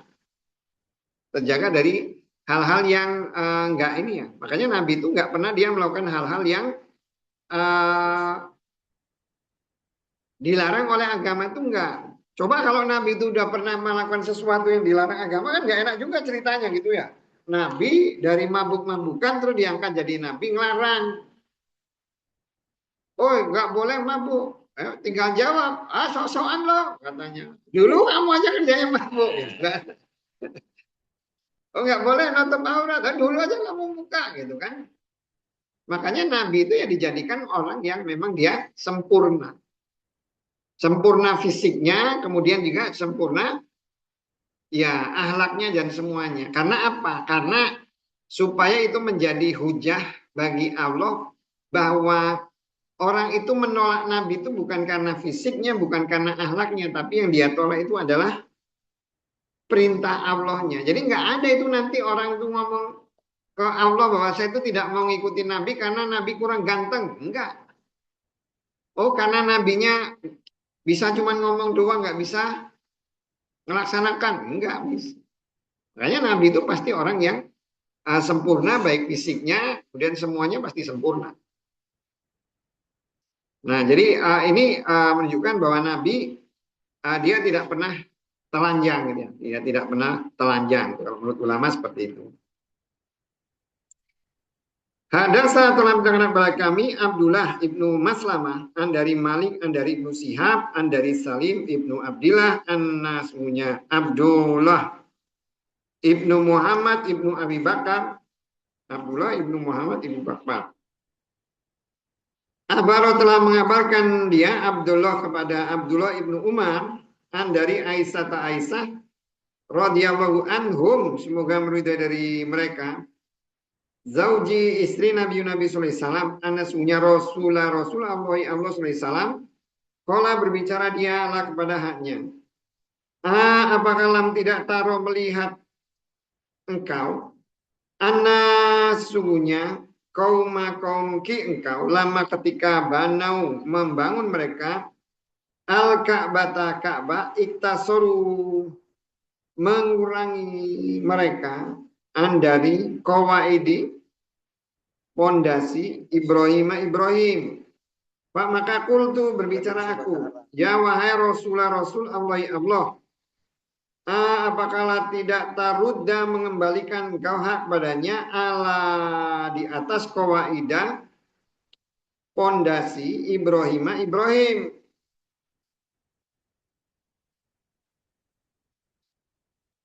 Kalau berbicara dia, kalaulah bukan hitsanu baru baru kaum engkau bi kepada kufri kekafiran, la sungguh fa'altu mengerjakan aku. Pak maka kola berbicara Abdullah radhiyallahu anhu, aina la sungguh in kalau kana ternyata Aisyah radhiyallahu anha, semoga meridai Allah darinya, sami tu mendengar aku hada ini min dari Rasul Allah sallallahu alaihi wasallam.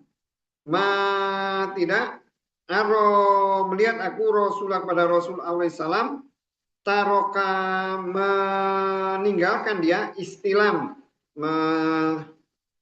menyentuh ruknaini dua rukun alladzina yang ya lilani mengikuti dia berdua Hajar Aswad ila kecuali anna sesungguhnya al baita Ka'bah lam tidak yutimma sempurna ala di atas qawaidi fondasi Ibrahim.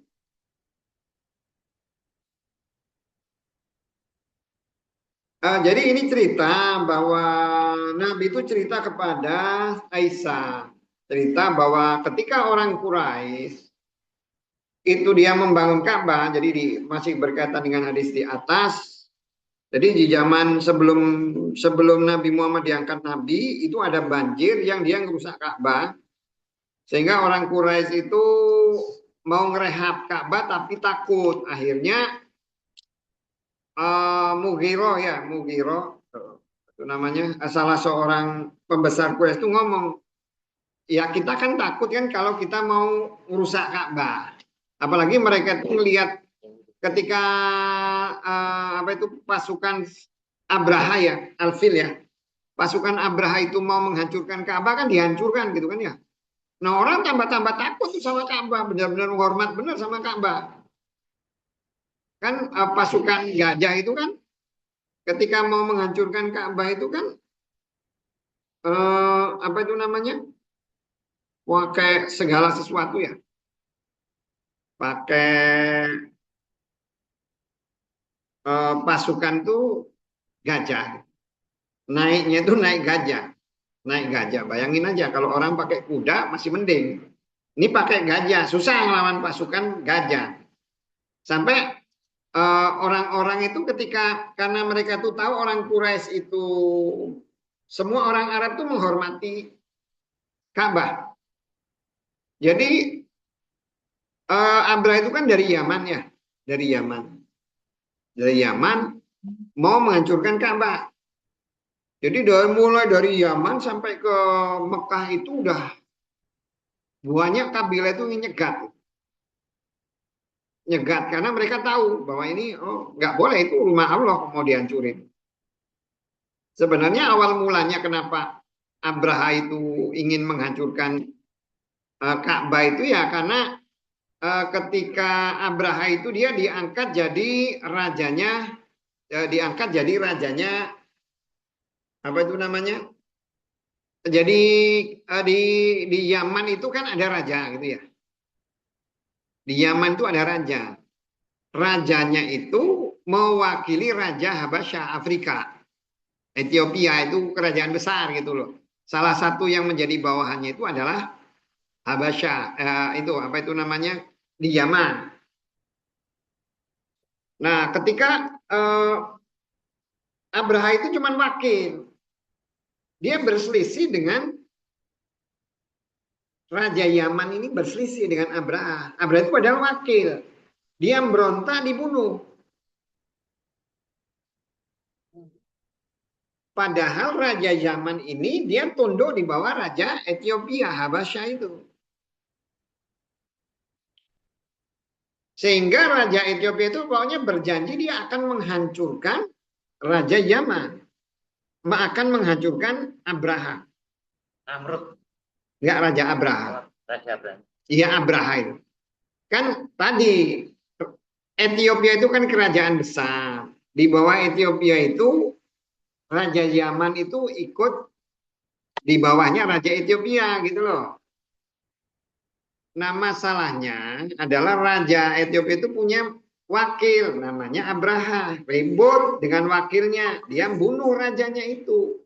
Ngamuklah Raja Ethiopia itu. Pokoknya saya akan hancurkan ini. Abraha ini akan saya hancurkan ini.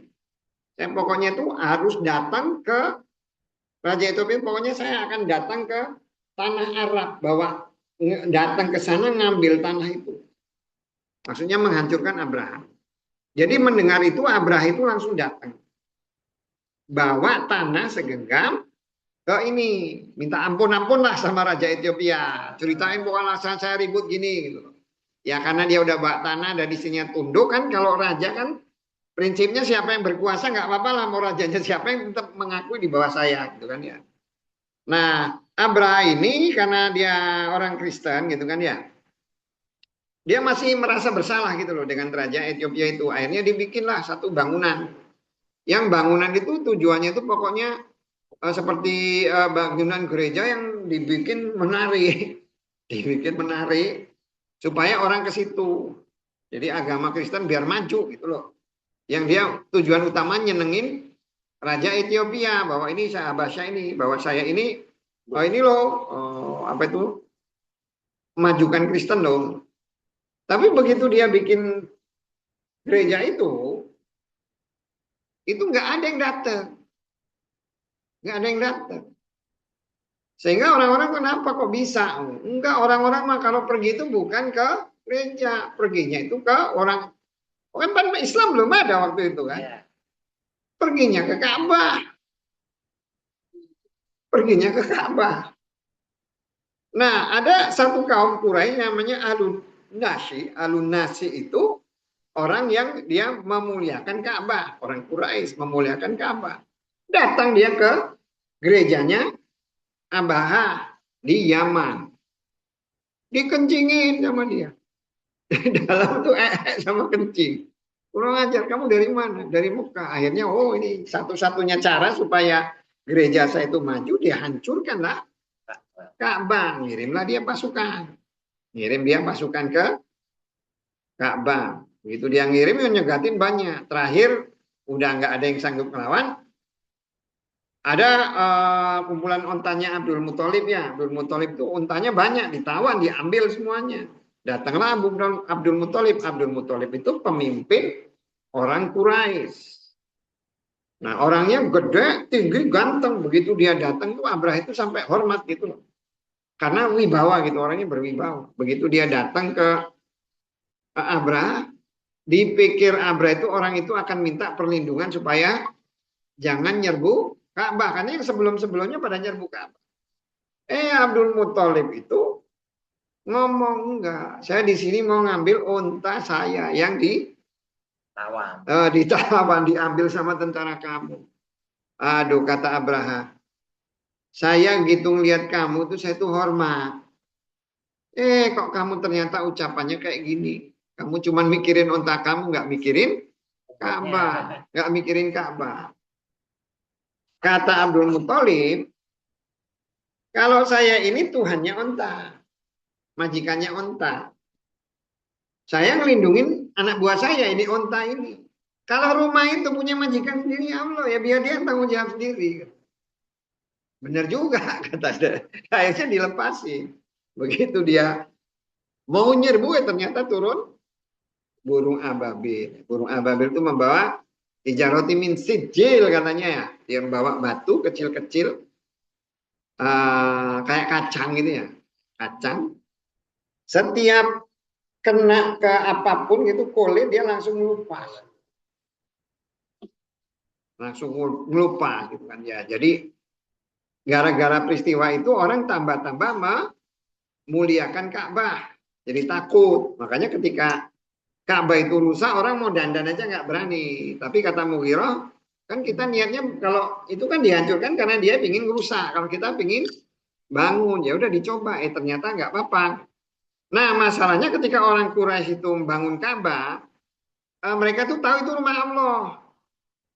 Makanya karena itu tahu rumah Allah, mereka itu ngumpulin harta yang udah pasti bener, nggak ada dosa lah di situlah, nggak ada dosa di situ ya, dari dagang, dari apa, kalau dari judi, dari yang lain-lain, riba dan lain-lain, mereka nggak mau. Sehingga apa? Sehingga hartanya dikit ngumpulnya. Karena hartanya dikit, ujungnya mereka itu akhirnya itu bangun Ka'bah itu nggak segede itu. Ada yang dikurangi. Makanya kalau Ka'bah yang sekarang itu, Hijr Ismail itu harusnya di dalam Ka'bah. Hijr Ismail itu harusnya di dalam Ka'bah. Tapi kan kalau sekarang Hijr Ismail di luar Ka'bah. Jadi kemudian harusnya Ka'bah itu pintunya itu datar dengan tanah. Gitu. Tapi zaman Nabi itu pintunya tuh di atas gitu kan ya, tinggi ya. Terus pintunya itu harusnya ada dua, ternyata cuma satu. Makanya Nabi ngomong ke Aisyah, ini kalau nggak kaum ini baru kafir, jadi saya rubah Ka'bah. Sama seperti ketika Nabi Ibrahim itu membangunnya. Jadi, alasan Nabi itu tidak melakukan itu karena itu.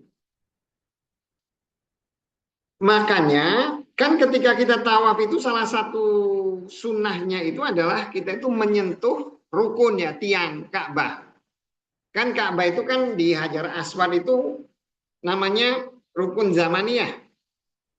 Kan ini kan Hajar Aswad itu kan ada tiang ya. Itu kan rukun zamani namanya. Rukun itu kan tiang. Jadi daerah ini namanya rukun zamani dua. Kalau yang di sana tiang di sana itu namanya rukun syamani gitu kan ya. Sam gitu kan ya, daerah Sam. Nah sebenarnya sunahnya itu ketika tahu itu ya menyentuh itu masing-masing rukun itu disentuh. Tapi kalau Nabi rukun syamani itu tidak disentuh. Karena apa? Karena tiangnya itu bukan tiang Ka'bah yang sebenarnya. Kurang gitu. Tiang yang sebenarnya itu harusnya ya di atasnya Hijr Ismail. Gitu. Makanya tidak disentuh sama Nabi. Makanya salah satu sunnah di dalam haji itu ya hanya menyentuh dua itu, tidak menyentuh rukun syamani. Kalau ada yang bangun sekarang dibangun ternyata ada rukun syamani ya tetap harusnya nyentuh. Harusnya nyentuh itu. Nah berdasarkan ini ulama itu kan menyimpulkan bahwa kalau kita lihat kan urusan Ka'bah itu kalau kita anggap sekarang ini kan sesuatu yang besar gitu nih. Ka'bah itu menurut kita itu sesuatu yang besar atau tidak? Harusnya dibalikin ke normal itu sesuatu yang besar. Prinsip atau tidak prinsip?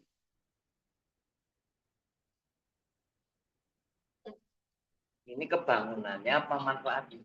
Bangunannya. Kan aslinya nggak seperti sekarang ini. Ya. Prinsip. Hah? Ya oke lah. Menurut kita gitu nih. Karena kita tahu gitu. Dan berdasarkan itu ulama ngomong bahwa ada beberapa hal yang kalau itu maslahatnya itu lebih apa itu mudaratnya itu lebih besar, itu nggak usah diributin. Nggak usah diributin, yang penting umat ini katanya biarin aja lah, yang penting nggak anu lah. Contoh ada beberapa misalnya nih kayak sekarang ini orang ini kan kadang kan ngeributin, oh ini gua ngeributin nih misalnya, oh setelah salam gitu, oh nggak boleh baca ini, kan ada perbedaan gitu kan ya, atau apa ada beberapa hal itu sebenarnya kalau hal yang tidak prinsip nggak usah diributin sebenarnya. Fokus saja kepada hal-hal yang prinsip. Kenapa? Ya tadi daripada orang itu dia melakukan sesuatu yang makanya kan di zaman Nabi itu kan orang-orang Islam kan dulu biasa kan mencaci maki berhala kan ya. Makanya turun larangan. Ketika orang-orang itu Quraisy ngomong, ya Muhammad kamu mencaci Tuhan kami kan ya. Lata dan Uzza kalian caci. Kalau kayak gitu ya kami caci Allah juga kata.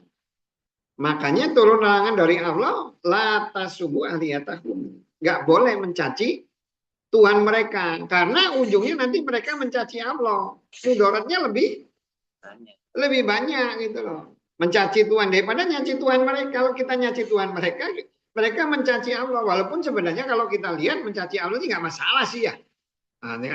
Apa pengaruhnya gitu kan ya. Tapi dari situ ulama menyimpulkan ketika sesuatu itu mudorotnya itu justru menjadi lebih besar atau untuk hal-hal yang sifatnya itu tidak prinsip, ya nggak usah diributin lah, nggak usah diributin.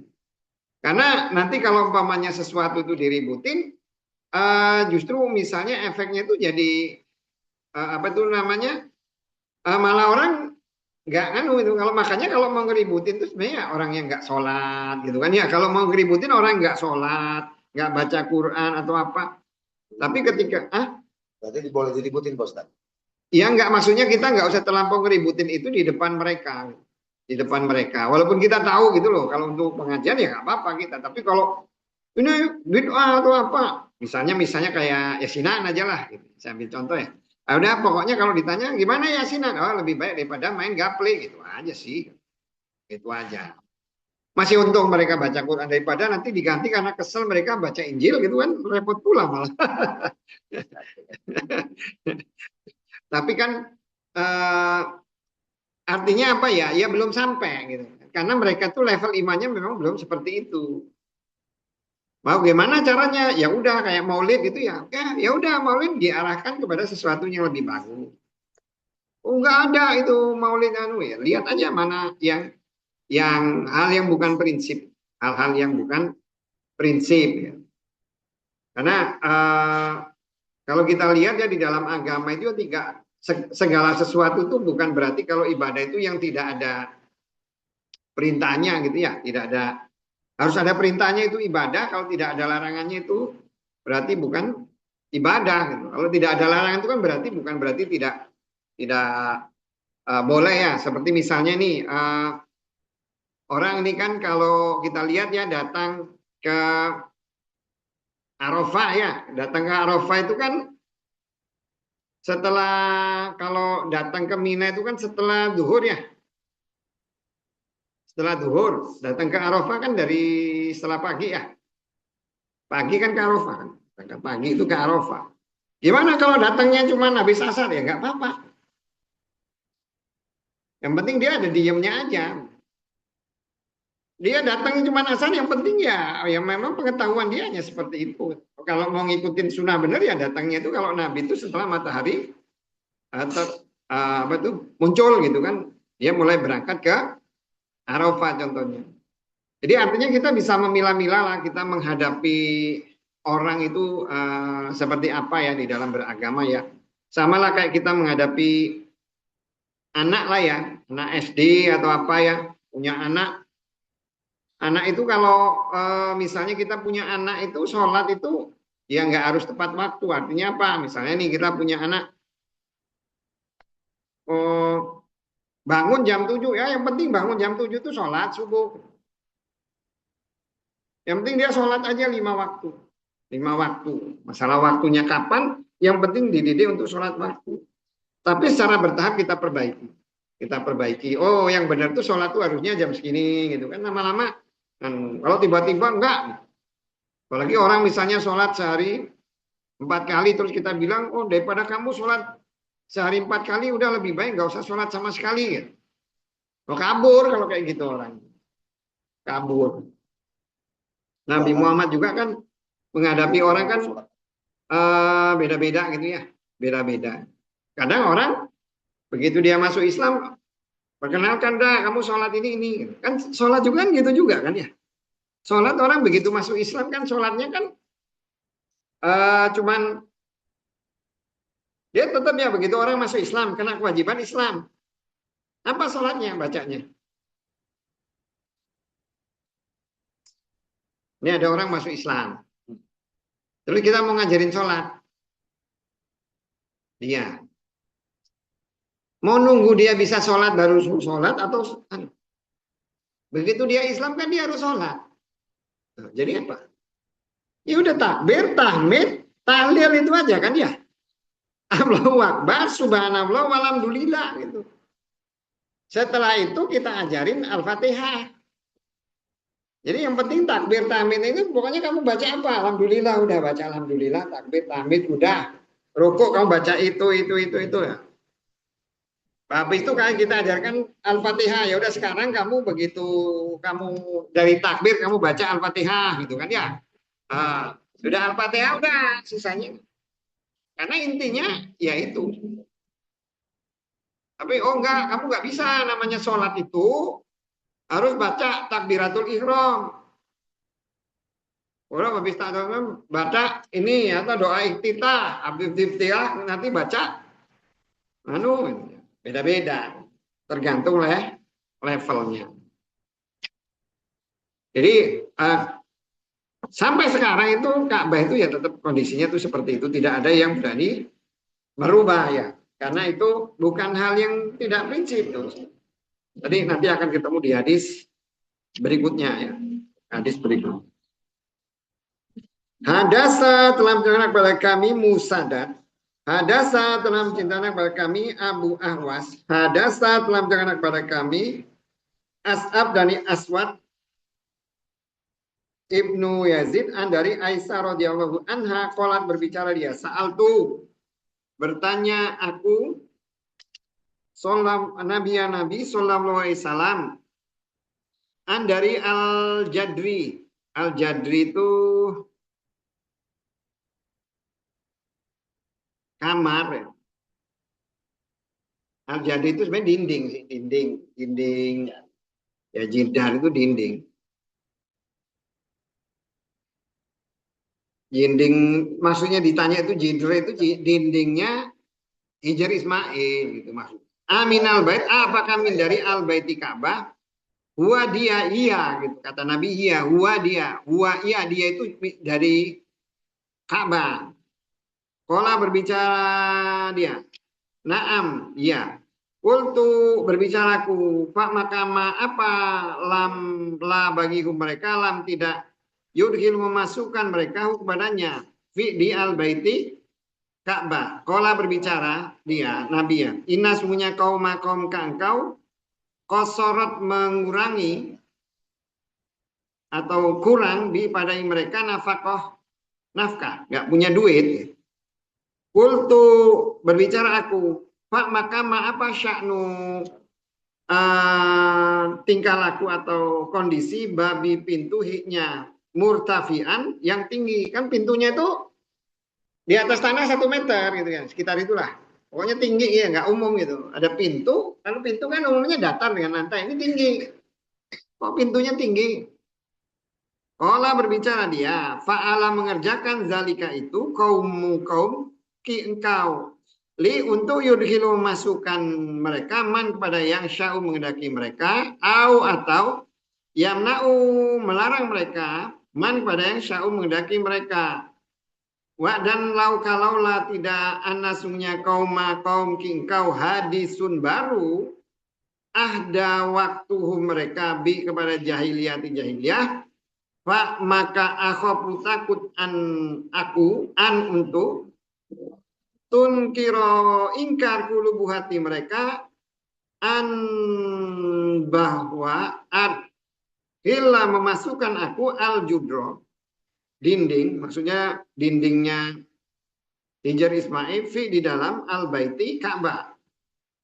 Dan bahwa aksiko menurunkan aku baba pintunya di al-ardi bumi. Jadi tadi nanya bagaimana tentang dindingnya Hijar Ismail. Itu masuk ke dalam Ka'bah enggak? Jadi Ka'bah, makanya orang kalau dia sholat di dalam Hijar Ismail itu sama aja dia sholat ke dalam Ka'bah. Sama aja sholat di dalam Ka'bah. Jadi sebenarnya kalau orang udah di dalam Hijar Ismail itu sholat tuh bisa ngadep kemana aja karena dia di dalam Ka'bah. Tapi ya walaupun sesuatu itu benar, jangan sampai gini kan Hijar Ismail kan gini punya bulatan gini kan ya. Terus kita sholatnya itu membelakangi Ka'bah gitu. Walaupun itu benar, tapi masalahnya kan benar menurut kita karena kita tahu gitu kan ya. Nanti orang akan bilang kau edan gitu ya. Sholat kok membelakangi Ka'bah. Walaupun karena di dalam Ka'bah sebenarnya boleh. Dari sisi ilmunya boleh. Tapi dari sisi dilihat orang jadi nggak boleh. Terus kalau yang udah tahu seperti ini sudah baca Iya tadi kalau umpamanya udah tahu nih bahwa dia itu sholat dalam Hijar Ismail itu sama dia sholat Ka'bah. Terus dia itu membelakangi di dalam Hijar Ismail tapi dia membelakangi. Iya, Oh dari sisi agama benar nggak? benar. Benar. Cuman kalau menurut orang-orang kan nggak pada ngerti, salah kan ya? Kalau kita sudah baca, kita makanya Apanya? kalau kita udah baca, Ya tetap ibadah ngadep mana? Ka'bah.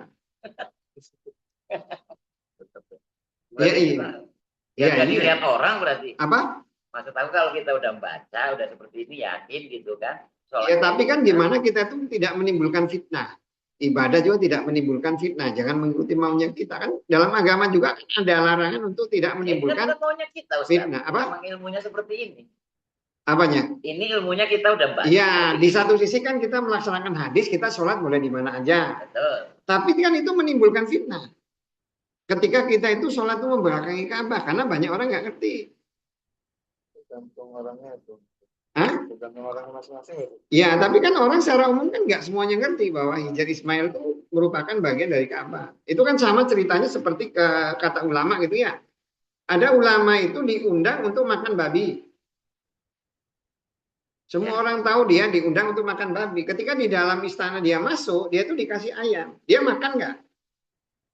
Enggak. Ayam. Ayam. Ayam kan boleh dimakan. Tapi masalahnya manusia taunya kan dia diundang makan babi.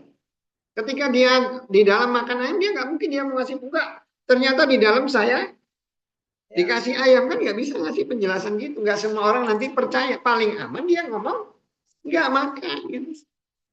Terserah mau dia dikasih apapun, orang taunya dia makan babi. Yaitu. Jadi dalam Hijar Ismail sebenarnya itu bagian dari Ka'bah. Nah, panjangnya berapa gitu nanti ada di hadis tuh. Dia sekitar 6 ya, ada perbedaan, ada 6 diro, ada yang mengatakan 7 diro. Ada juga yang mengatakan tuh 8 diro, 1 diro itu 0,45 meter, hampir setengah meter gitu. Jadi sekitar 3 meteran gitu dari apa itu namanya? Dinding Ka'bah depan. Dinding Ka'bah depan itu sekitar 3 meter sampai 4 meter itu masuk ke dalam Ka'bah. Termasuk juga pintunya itu harusnya datar. Tapi kalau pintunya kalau datar kan orang misalnya dilarang kan bisa aja nyelonong ya. Tapi kan kalau pintunya tinggi, orang mau masuk kan dihalangi kan gampang kan. Makanya selama orang Quraisy pintunya itu dibuat tinggi, terus tadinya ada 2 cuma jadi 1. Aslinya gitu.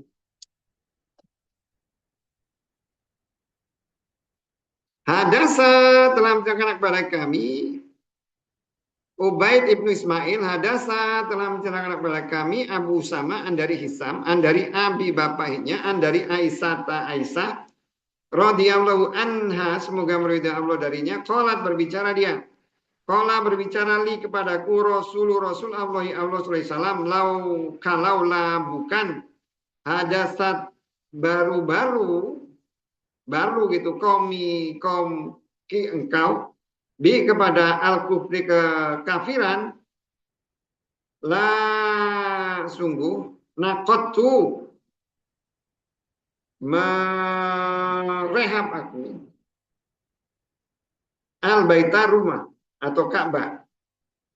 Suma terus la sungguh bana itu membangun aku padanya ala di atas asasi pondasi Ibrahim alaihissalam. Pak maka inna sungnya Quraisyan orang Quraisy istaksarat mengurangi dia binaan bangunan hunya. Dan ja'al tu menjadikan akulah kepada hunya kholfan belakang, maksudnya pintu belakang. Qala berbicara Abu Muawiyah hadasa telah menceritakan kepada kami Hisam kholfan belakang, yakni maksudnya itu adalah baban pintu. Harusnya pintunya itu ada 2. Jadi aslinya Ka'bah itu pintunya ada 2. Kemudian di Hijar Ismail itu di dalam Ka'bah. Kemudian di awal tuh nggak ada atap. Nggak ada atapnya. Kemudian dia nggak, karena dia dipasang atap, akhirnya dipasang kayak tiang ini, apa itu namanya? Kayu yang manjang gitu. Kalau Ka'bah itu kan ada kayak ini. Kalau ini Ka'bah ini ada kayu yang sampai ke sini nih. Iya, nah natapnya. Itu namanya mizab itu. Nggak ada itu tadinya. Waktu rehab dikasih itu. Tadinya nggak ada atap. Iya, malah awal tuh nggak ada kiswah juga. Iya. Polos aja awal. Ya, polos bangunan nggak ada apa-apa.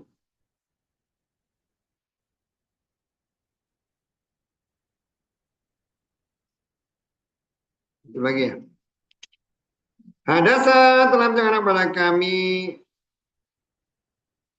Bayan Ibnu Umar, hadasa telah menceritakan kepada kami Yazid, hadasa telah menceritakan kepada kami Jarir Ibnu Hazm, hadasa telah menceritakan kepada kami Zazid Ibnu Ruman, an dari Urwa, an dari Aisyah radhiyallahu anha, semoga meradhiyallahu Allah darinya, anna sungguhnya Nabi sallallahu alaihi wasallam qala berbicara dialah kepada haknya, ya wahai Aisyah, lau kalaulah bahwa anna sungguhnya kaum kingkau hadisu baru di waktu bi kepada jahiliyah la sungguh amartu menyuruh aku bi kepada al baiti Ka'bah pak maka hudima dihancurkan dia pak maka adhol tu masuk aku pada hiknya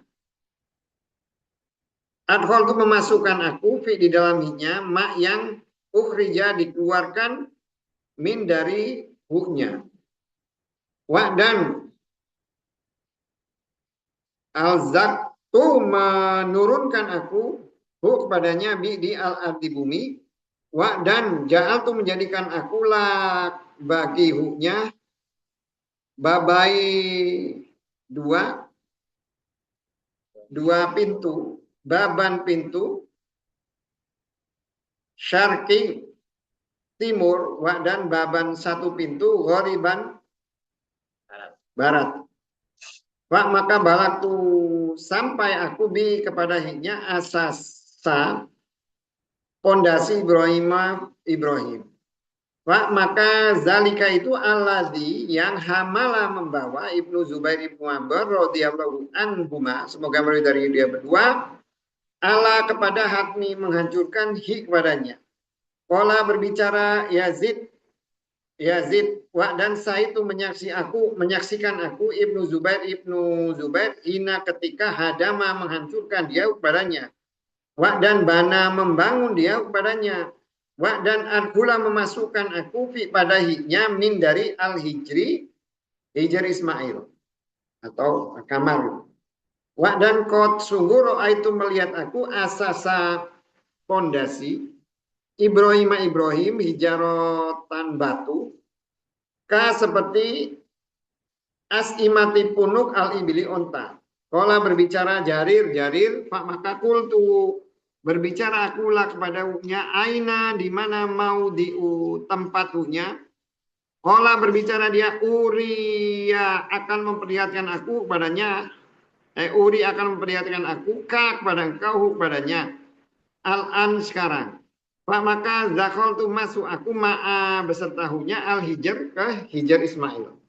Pak maka asaro menunjukkan dia ilah kepada makani tempat. Pak maka kola berbicara dia hahuna di sana.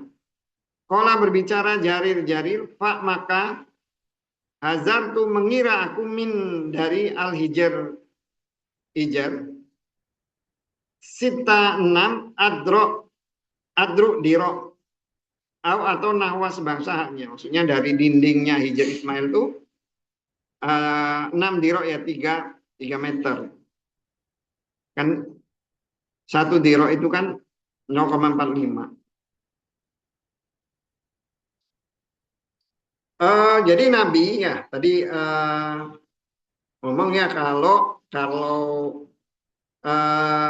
bukan karena orang Quraisy itu orang-orang itu baru masuk Islam pasti dia hancurkan Ka'bah kemudian direhab seperti saat Nabi Ibrahim membangun. Nah kemudian ketika di zaman Khalifah Abdullah bin Zubair kan setelah kan Khalifah itu kan Khalifah itu kan Abu Bakar, habis Abu Bakar Umar Utsman, apa itu namanya Umar. Setelah Umar Utsman, setelah Utsman Ali kan ya. Setelah Ali Muawiyah. Ya. Setelah Ali Muawiyah. Setelah Muawiyah itu Yazid, Yazid ini mati. Belum sempat nunjuk khalifah, Ibnu Zubair, Abdullah bin Zubair, itu mengangkat diri jadi khalifah. Itu anaknya Zubair. Dan itu orang yang dijamin masuk surga, Abdullah bin Zubair. Dia ngangkat diri jadi khalifah. Begitu diangkat jadi khalifah itu semua udah tunduk itu semuanya. Nah sampai ada keturunannya ya. Keturunannya Muawiyah ya. Kakaknya atau saudaranya itu namanya Marwan. Marwan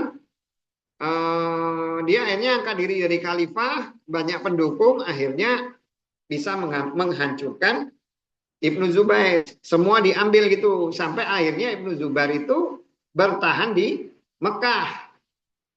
Nah begitu dia bertahan di Mekah itu nggak ada yang berani nyerang Mekah, karena tahu kalau Mekah itu kota suci, nggak ada. Akhirnya ada seorang muncul namanya Hajjaj Saqafi ya.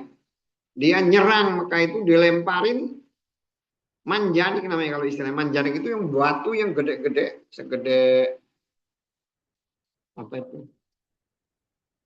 penampung air itu, dilempar itu, kena Ka'bah, dilempar kena Ka'bah, rusak Ka'bahnya, akhirnya direhab sama Ibnu Zubair karena rusak, hancur. Nah ketika Ka'bah itu direhab, Ibnu Zubair itu tahu hadis tentang ini, itu tahu. Akhirnya Ka'bah itu dibikin tadi. Hijar Ismail itu masuk di dalam, dibikin 2 pintu, pintunya itu di bawah gitu. Nah akhirnya kalah gitu loh, kalah. Matilah Ibnu Zubair. Ibnu Zubair itu mati digantung. Mati digantung. Padahal dia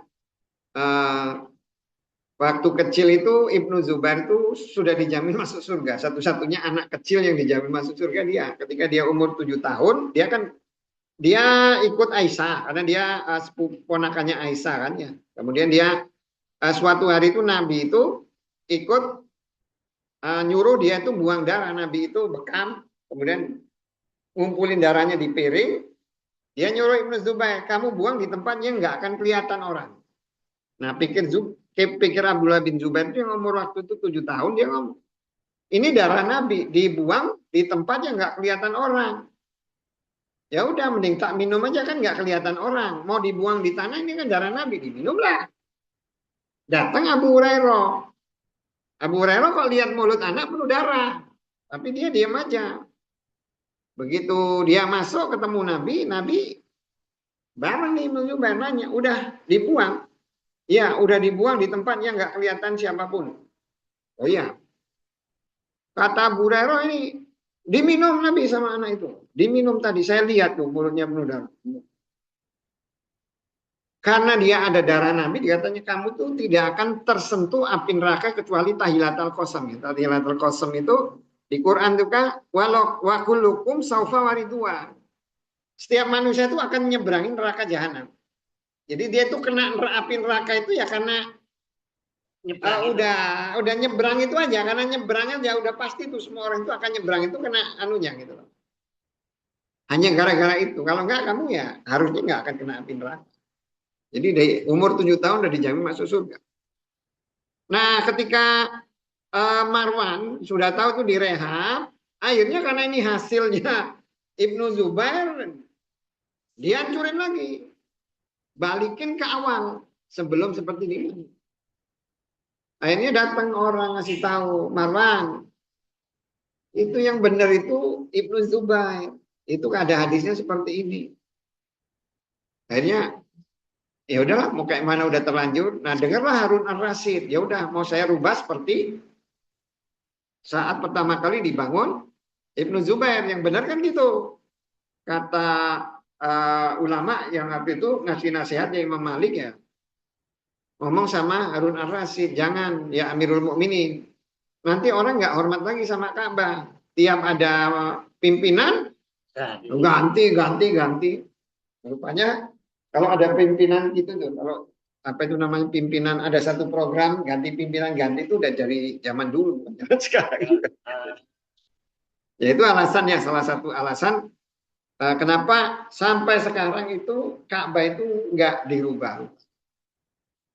Padahal itu bukan bentuk aslinya. Makanya ketika kita apa itu namanya tawaf ya, ketika tawaf ya kita tawaf itu tidak menyentuh rukun syamani ya, rukun syamani. Karena dia sebenarnya bukan tiang yang sebenarnya. Oke, sudah malam. Ada pertanyaan nggak? Pintu datar itu Pak. Kenapa? Pintu datar itu maksudnya gimana? Pintunya Ka'bah itu kan di atas. Agak tinggi loh. Dia kan kalau pintu itu kayak anu loh, apa itu? Ini rumah, pintunya kan harusnya datar dengan lantai. Oh, langsung aja. Iya, tapi kan lebih di atas gitu. Lebih di atas. Apa itu tingginya pakai tanah? Dari tanah itu nggak langsung pintu. Naik. Kayak itu peraksana. Ada filmnya. Ya nonton film makanya. Ya, mari kita sama-sama berdoa ya. Amin amin ya rabbal alamin. Allahumma anta rabbuna wa nahnu ibaduka dhaif wa nahnu ala ahdika wa wadika mastata. Na'udzubika min syarri ma sona. Nabu'u laka bi nikmatika alaina wa nabu'u laka bi dzunubina. Fa innahu la yaghfiru dzunuba illa anta nastaghfiruka wa natubu ilaik. Rabbana ighfir lana dzunubana wa li walidayna wa li jami'il muslimina wal muslimat wal mu'minina wal mu'minat al ahya'i minhum wal amwat. Innaka qaribun mujibud da'wat ya qadiyal hajat. Rabbana inna nas'aluka khasyataka fil ghaibi wasadah wa nas'aluka kalimatal haqqi ghadabi wa ridha wa nas'aluka kalimatal ikhlas fil ghina wal faqr. Allahumma qani'na bima razaqtana wa barik lana fima ataitana wa tawaffana ma'al abrar. Rabbana inna na'udzubika min saqatika wa bi mu'afatika min uqubat wa na'udzubika min kala nufsisana ilaika anta kama asnaita ala nafsi. Rabbana inna nas'aluka khairu hadhil yawm wa khairu ma ba'da wa na'udzubika min syarri hadhil syarri ma ba'da. Rabbana inna nas'aluka khairu qada' fid dunya wal akhirah wa na'udzubika min syarri qada' fid dunya wal akhirah. Rabbana inna nas'aluka al-jannah wa ma qaraba ilayha min qawlin wa amal wa na'udzubika min an-nar wa ma qaraba ilayha min qawlin wa amal. Rabbana atina fid dunya hasanah wa fil akhirati hasanah wa qina adzabannar. Rabbana taqabbal minna innaka antas samiul alim walhamdulillahi rabbil alamin. Allahumma sholli ala sayyidina. Semuanya ya. Assalamualaikum warahmatullahi wabarakatuh. Waalaikumsalam. Assalamualaikum warahmatullahi wabarakatuh.